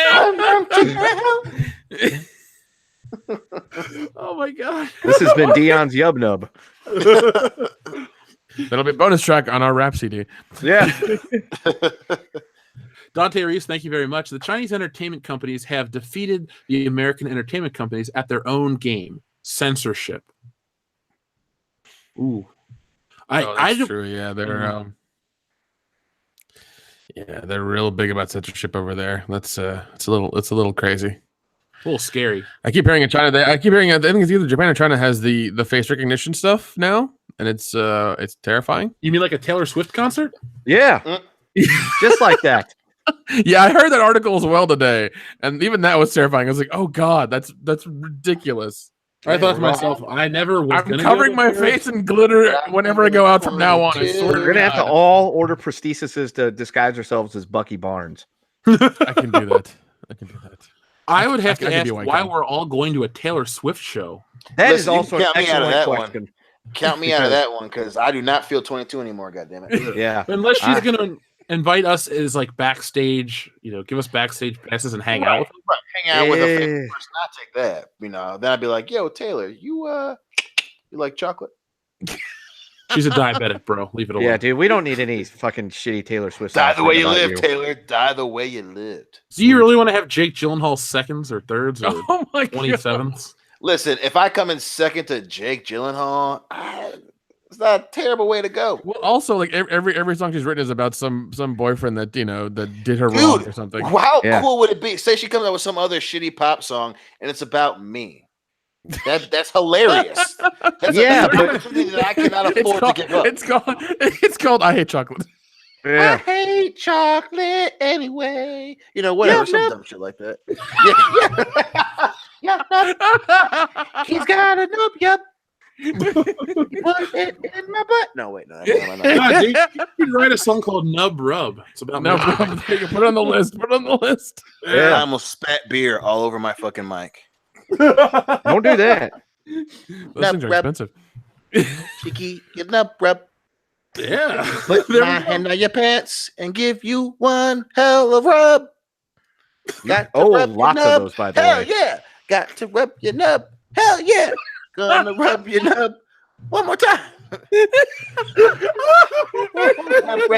If I get could close enough this rub. show out right now, I would. This is perfect. There's This is absolutely, amazing. that's another secret track on the album.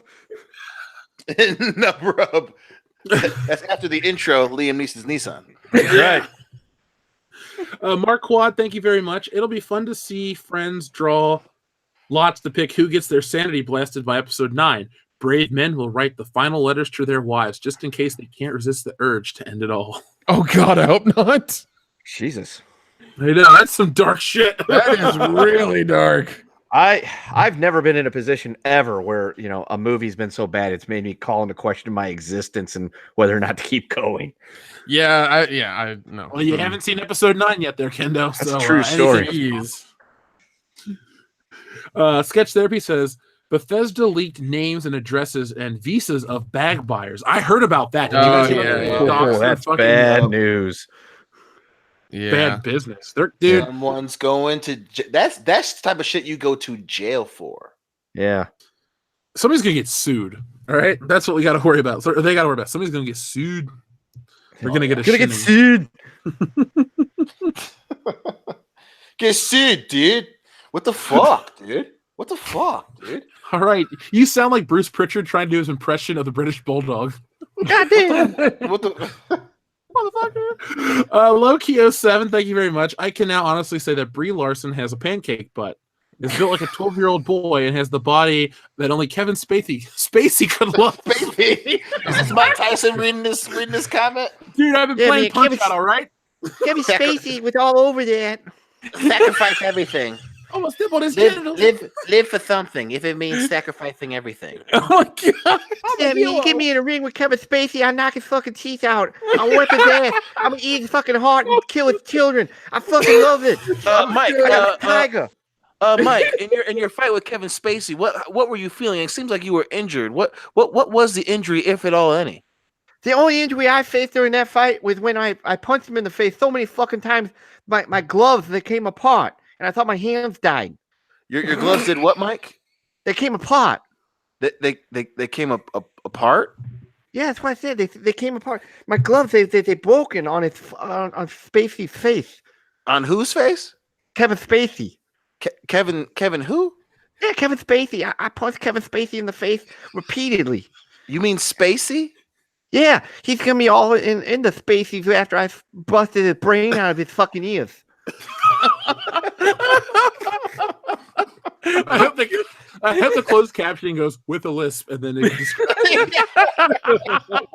I just want to point out how much I actually do love Mike Tyson, and if I I ever love got a Mike chance- Tyson. yes. That was an amazing impression. Mike Tyson's the man. I've loved Iron Mike ever since I was a kid. Didn't drink Diet Pepsi because that shit was gross, but you know, his cartoon show is fantastic. I've loved everything Mike Tyson's done, especially when he punched the shit out of Zach Galifianakis. Oh my god.